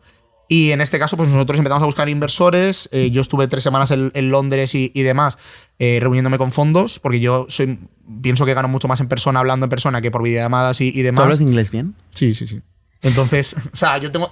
De pequeño, pues al final mis padres, desde los 5 años, me obligaban a ir a clases de inglés y a mí no me gustaba, pero al final ha sido. Menos mal, ¿no? Ha sido clave, sí, total. De todas formas, durante esos meses, yo me pillé un profesor de inglés para simular las reuniones todo el rato. ¿Ah, sí? Porque, claro, yo estudié mucho inglés, luego parte en EDEM, mitad de la carrera es en inglés. Pero yo nunca he sido tampoco un alumno en plan súper preguntón y no sé qué. Yo era un alumno que, como a la vez que iba a clase tenía mis empresas, yo estaba en clase trabajando. O sea, yo iba con el ordenador y, oye, tal, tengo que liquidar tantas entradas, Entonces, yo tampoco he sido pues, un estudiante de 10. Entonces, yo el inglés lo tenía poco, o sea, lo tenía un poco olvidado. Entonces, estuve unos meses preparándome las reuniones y demás así, y me fui a Londres a buscar fondos, principalmente porque en España, no sé, hemos tenido mucha mejor recepción con fondos de fuera que con fondos de España, principalmente porque entonces había fondos que me decían, no, tío, es que yo tengo dinero de fondos de pensiones de tal y cual, y claro, no sé si a nivel de esto, pero digo, es como si tú inviertes en el tenedor o en Cover Manager y se quema un restaurante. ¿Eso qué es culpa del software de gestión? O sea, si el día de mañana pasa algo en una discoteca, ¿es culpa de Forvenius? No, obviamente que no. Entonces, pues bueno, ahí había una especie rara. Que el sector no les gustaba a los fondos de pensiones que están detrás de los grandes fondos. Los principales fondos de España, o del mundo. De España. O sea, ¿También lo oías fuera esto o no? ¿O era más, a mí más no, bien en España? Fuera de España me preguntaban mucho más por el tamaño del mercado que por un poco. O sea, había muchas dudas sobre eso, pero no había tantas dudas como. ¿Y tú tenías un plan de internacionalización? Sí. ¿O estabas muy centrado en España? No, ahí estábamos centrados en España y un poco el dinero era para ir a Europa más fuerte. Y además lo bueno es que cuando me preguntan ¿por qué no estás fuera? Digo, pues mira, porque principalmente llevo facturando desde hace un año, literal. Entonces en 12 meses ya he tenido bastante con crecer todo esto como lo hemos crecido, como para encima salir fuera. Pero en principio no debería cambiar mucho, ¿no? Una discoteca en. No, es igual. En Indonesia. O sea, no, y además yo durante esos meses que estaba en Londres y demás, pues yo tengo la suerte de que tengo amigos que son DJs y se iban a pinchar a las discotecas y yo me iba. Y lo típico que los DJs cenan con los dueños de la discoteca, yo no decía lo que me dedicaba, pero decía, oye, ¿y cómo gestionáis esto? ¿Y cómo gestionáis lo otro? ¿Y cómo tal? Entonces, yo, sin que viesen un propósito comercial, en la cena les preguntaba, no, es que yo tengo amigos promotores. Eres el amigo preguntón. Claro, el amigo preguntón. Y, oye, ¿y esto cómo lo gestionáis? Y me ponía con ellos en la puerta y tal, y no sé, me gustaba. Entonces, con eso me ayudó a sacar mucho feedback. Y eso, entonces. Nosotros al final teníamos mucho mejor feedback con los fondos de fuera que con los fondos de España. No sé por qué. Y también nosotros teníamos claro que queríamos tener algún fondo de fuera que liderase la ronda por el hecho de un poco darnos ese ámbito internacional. Entonces, pues bueno, nosotros vamos conociendo fondos. En España, mira, en España lo que nos pasó es que ningún fondo nos presentó un term sheet, tenían interés, muchas reuniones, muchos datos y demás, pero hasta que no nos presentaron un term sheet de fuera, ahí nos empezaron a llegar todos los term sheets de España, ¿sabes? Y entonces, pues bueno, ahí obviamente no. Entonces, en este caso, pues bueno, nosotros conocí a Adeyemi, que pues bueno, al final él tiene un track record en España muy importante y también en el fondo de Base 10, y con él la relación fue muy buena y con su equipo también. Entonces, al final ellos dejaron muchos term sheet que me presentaron pues como fuera de juego, porque ellos entre reuniones nos hicieron un term sheet, que eso para nosotros fue clave porque el feeling fue mutuo y además ellos lo vieron muy claro, y sobre todo fue la primera de las primeras de las pocas reuniones que no me hicieron ninguna pregunta sobre el tamaño de mercado, sobre tal. Era, o sea, las típicas, pero yo un día hablando ya con Adeyemi me dice, tal, ¿y qué te suelen preguntar los fondos? Y yo le decía, no, y él me iba contestando las preguntas al igual que las contestaba yo a los fondos. Entonces, el match que hubo fue la hostia, porque me decían que no, el market share. Me dijo, tío, si market share es si la clave de lo tuyo es vertical SaaS, meter mucha parte de pagos, ticket alto, y digo yo, tío, es que es justamente lo que digo. Entonces, hubo una conexión total. Entonces, ellos nos han metido un ticket de 4 millones de euros de una ronda de 6,5 millones. los cuales han entrado ellos. Ha entrado también FJ Labs, que es un fondo de Nueva York. También ha entrado un fondo holandés que es ZBG. Y luego pues, ha entrado también pues, Felipe y Juan de Jovan Talent. Que o sea, yo con Felipe trabajo muchísimo. O sea, todos los meses hacemos reuniones y nos están ayudando mucho. Y la verdad que súper agradecidos con todos porque mola mucho porque hay un feeling muy bueno entre todos y hay una confianza y sobre todo que entre ellos, Adeyemi, Felipe y demás son amigos y eso también se nota a la hora de invertir. ¿Qué parte de tus últimos 4 meses les has dedicado al fundraising versus seguir viendo discotecas? Durante cuando empezamos a levantar la ronda, porque nosotros hemos tenido un periodo largo de closing, es decir, normalmente... O bueno, no, o sea, que esto se alarga. Lo que me había pasado era que yo para hacer una ronda eran 4 meses de buscar inversores, 2 meses de cierre. Aquí me ha costado, realmente desde que empecé a mover la ronda, en 6 semanas tenía el term sheet. Y luego he estado 4 meses, de 4 o 5 meses de closing. ¿Tanto? Sí. Entonces... ¿Y qué? ¿No será due diligence? No, Due Diligence sí que ha sido obviamente la más dura con diferencia la que hemos tenido. También obviamente porque nosotros hasta ahora habíamos levantado solo 1 millón y poco. O sea, bueno, solo, según desde donde se mire, 1 millón y poco. Y esta ha sido una ronda de 6,5 millones. Entonces ha cambiado todo mucho a nivel de magnitud. Ahí Álvaro, que es nuestro director financiero, ha hecho un trabajo de la Due Diligence increíble porque nos han pedido muchos datos. Y claro, luego, sobre todo se ha dilatado mucho el proceso de negociación del pacto de socios. Porque al final, pues también, como Baseten invierte en Estados Unidos y demás, pues a lo mejor ellos buscaban algo que más que se acotase a lo que están acostumbrados en Estados Unidos. Nosotros también teníamos, pues así un poco de... Yo, sinceramente, invertí muchas horas en la parte de conseguir un inversor y luego en el closing a lo mejor no le dediqué tanto tiempo porque dije, bueno, esto está cerrado, me dedico a vender otra vez. ¿Qué pasó? Que al final, cuando no estás encima de las cosas, pues a lo mejor entre abogados hay pues más dificultad. Y al final, pues Baseten y yo, que siempre hemos tenido una relación muy buena desde el primer momento, nos sentamos y dijimos, oye, vamos a hablar tú y yo y las condiciones, las pasamos a los abogados. Y ahí ¿No te pasa que te cansas durante este proceso y al final acabas aceptando cualquier cosa? Espero que no, ¿no? A mí no. No, o sea, yo tenía muy claro lo que quería. O sea, entonces, y creo que eso es lo que nos diferencia, que tenemos muy claras las ideas tanto en negocio como en lo que queríamos. Y yo tampoco quería cerrar una negociación a cualquier coste, porque sí que es verdad que en otras épocas yo hubiese cerrado la negociación a cualquier coste. Claro. Pero es que en este momento no. Con dinero en caja, claro. EBITDA positivo y un crecimiento muy importante. O sea, nosotros este año eso vamos a hacer seguramente un porcentaje. Ahora llevamos, los primeros meses de año son más complicados, pero hemos hecho un por 2,7 de crecimiento durante los primeros meses. Entonces, eso, o sea, al final estamos creciendo bien, yo no tenía ninguna prisa, teníamos en pipeline, pues eso, de negocios que nos iban a ayudar bastante. Entonces no tenía prisa. Yo prefiero hacer las cosas bien ahora que podíamos y eso. Entonces yo dije, oye, esto es lo que hemos cerrado y es lo que se ha cerrado. Y obviamente yo, por un lado, tenía que hacer valer los derechos de mis inversores actuales, pero por otro lado también yo también entiendo que los fondos que entran ahora están metiendo mucho dinero y que tienen que tener sus materias reservadas y sus cosas que eso. Entonces yo creo que hablando las cosas se solucionan. Y sus liquidation preference. Sí. Porque esto significa que... No, pero Baseten con las condiciones son como Adeyemi, ha sido fundador casi siempre, o sea, casi la gran parte de su tiempo. O sea, no apretan nada. O sea, no son condiciones raras. No, para mí no. O sea, se han portado muy bien con nosotros. Pero si por lo que fuera acabaras vendiendo por menos de 7 millones de euros la compañía, tendrías que devolvérselo a los inversores, ¿no? Yo lo veo justo. Que es justo. Yo lo veo justo. Entonces yo... Lo que he visto justo, lo he visto justo. Y yo sobre todo le preguntaba cuando había algo en la negociación que estaba estancado, decía, ¿es una línea roja o no es una línea roja? Porque para mí eso es clave saberlo, porque hay veces que negociando se pone la gente a discutir en tonterías cuando realmente... yo le decía, mira, para mí la línea roja es esto y para ti la línea roja es lo otro. Pues ya está. Y mientras tengamos eso cubierto... ¿Cuál era tu línea roja? El board. El control. Que sí. O sea, mantener el control de la compañía. Yo pienso de que si un fondo de inversión invierte en mí es porque creen cómo voy a llevar la empresa. Entonces yo necesito tener una total libertad para poder gestionar la empresa dentro de unos límites, obviamente, pero yo lo que tenía claro es que quería un board con mayoría. Y eso lo tenía claro y no iba a no hacerlo.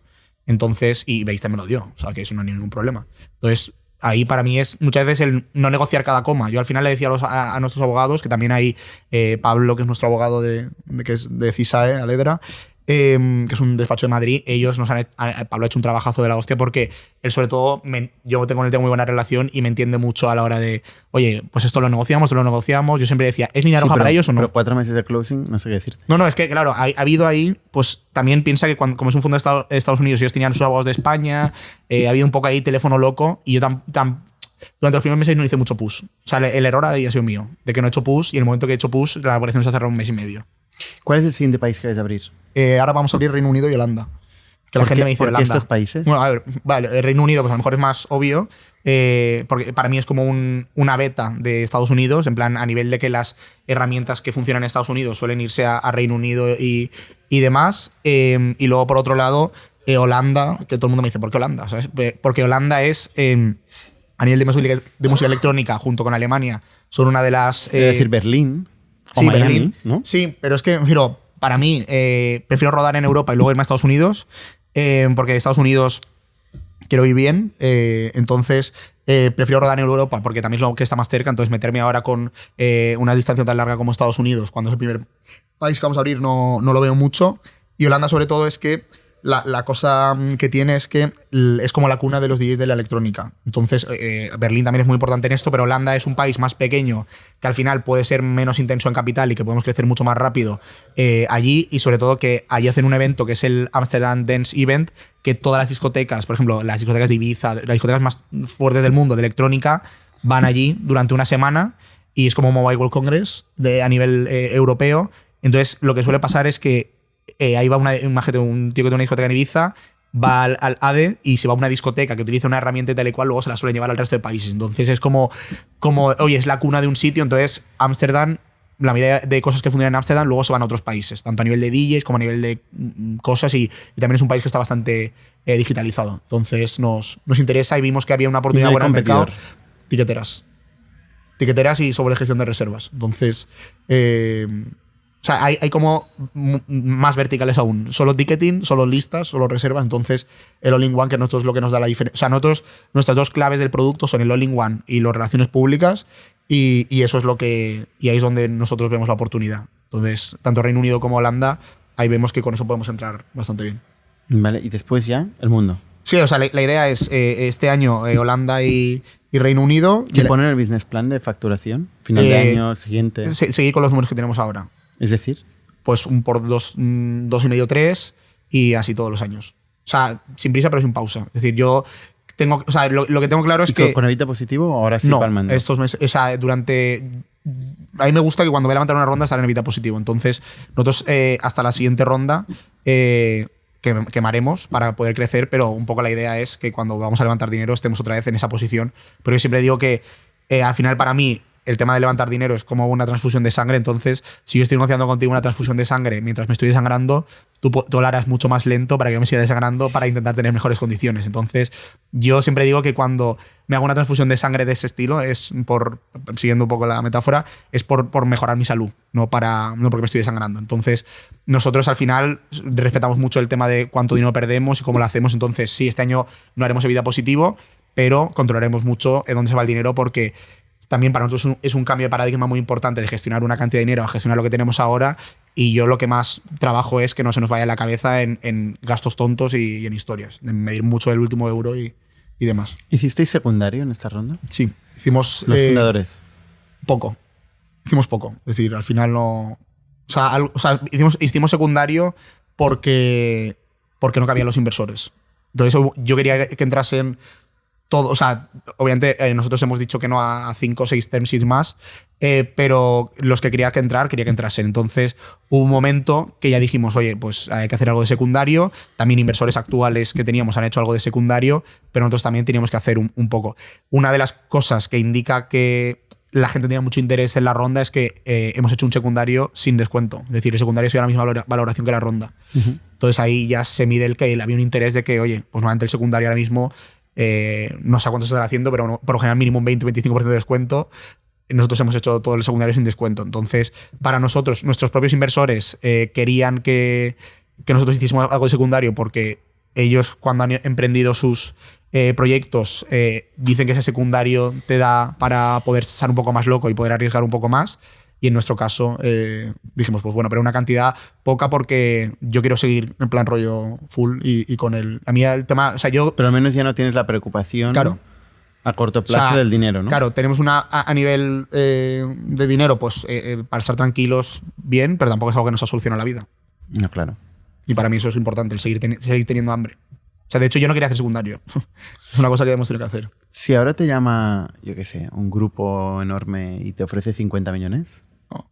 100 tampoco. No. O sea, a ver, yo para mí el montar una empresa es como, yo lo veo como, yo siempre digo que soy como un artista en plan en cuanto a que para mí es, por ejemplo, es como si Picasso está pintando un cuadro y a mitad pintar el cuadro o menos, que yo considero que estamos empezando ahora mismo, llega un mecenas y te quiere comprar el cuadro. Es, déjame que termine el cuadro y cuando termine el cuadro, si quiero te lo vendo o si quiero me lo quedo. Entonces yo ahora siento que acabo de empezar a pintar. Entonces, para mí sería una pena. Depende de la etapa de Picasso, ¿no? De la etapa de Claro, bueno, ya.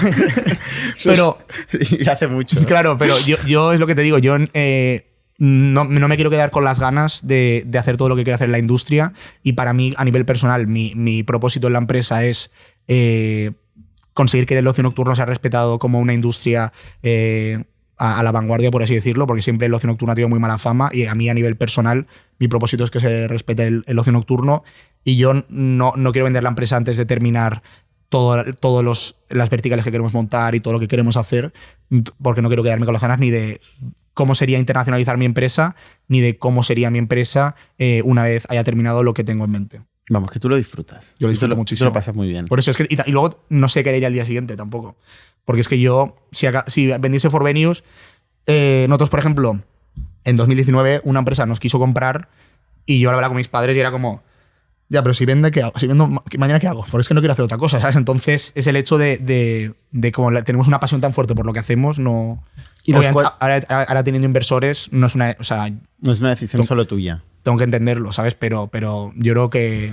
Tus padres orgullosos, ¿no? Sí. O sea, han visto el camino, porque mis padres son muy reticentes al riesgo y yo soy justamente todo lo contrario. O sea, entonces yo siempre... O sea, yo a nivel Alberto persona y Alberto empresario, dos personas distintas en cuanto a que yo... trabajando soy muy organizado, muy tal, y a nivel personal es como... Yo siempre digo a mi madre, porque mi madre siempre me dice, si a nivel personal fueses igual de organizado que lo eres con el trabajo, yo digo que yo gasto toda mi energía ahí, entonces luego a otro nivel de cosas, pues no lo soy tanto, pero eso, o sea, mis padres han vivido todo el proceso de tú imagínate 7 años en los que realmente no había negocio por ningún lado, excepto el último año y medio, entonces todo este año y medio es como... mis padres me veían pasar por casa, bueno, ya no vivo con ellos, pero eso, me veían, mi madre antes hablando con ella, oye, tal, ¿vienes a Valencia esta semana? Y digo, no, estoy en Barcelona, el fin de semana me iba a Ibiza, tal. Me decía, madre mía, ¿te va a dar algo? Digo, ahí estamos. Pero yo, la verdad que sarna con gusto no pica. Uh-huh. ¿Y los 4 socios? ¿Ha evolucionado vuestra relación, vuestras funciones? ¿O hacéis lo mismo que hacíais el primer día? Han evolucionado. A ver, ha cambiado todo porque obviamente la magnitud de la empresa es distinta. Pero, por ejemplo, nosotros, Rubén es el director de producto, Javi es el director de tecnología y Sergio, o sea, mis 3 socios son perfiles técnicos los 3, pero Sergio siempre le ha gustado más la parte de negocio, de medir y demás. Entonces, yo cuando empecé con la ronda, le dije a mis socios, oye, mira, tengo que desaparecer unos meses porque tengo que quedarme full time para levantar la ronda. Entonces ahí Sergio se quedó toda la parte de ventas y yo en este caso, entonces a Sergio la verdad que midiendo es mucho mejor que yo. O sea, yo soy mucho más bueno o sea, yo soy mejor en la parte de identificar los problemas y las necesidades de los clientes y Sergio es muy bueno cuando el equipo está montado en medir, optimizar y demás. Entonces ahí casamos a la perfección.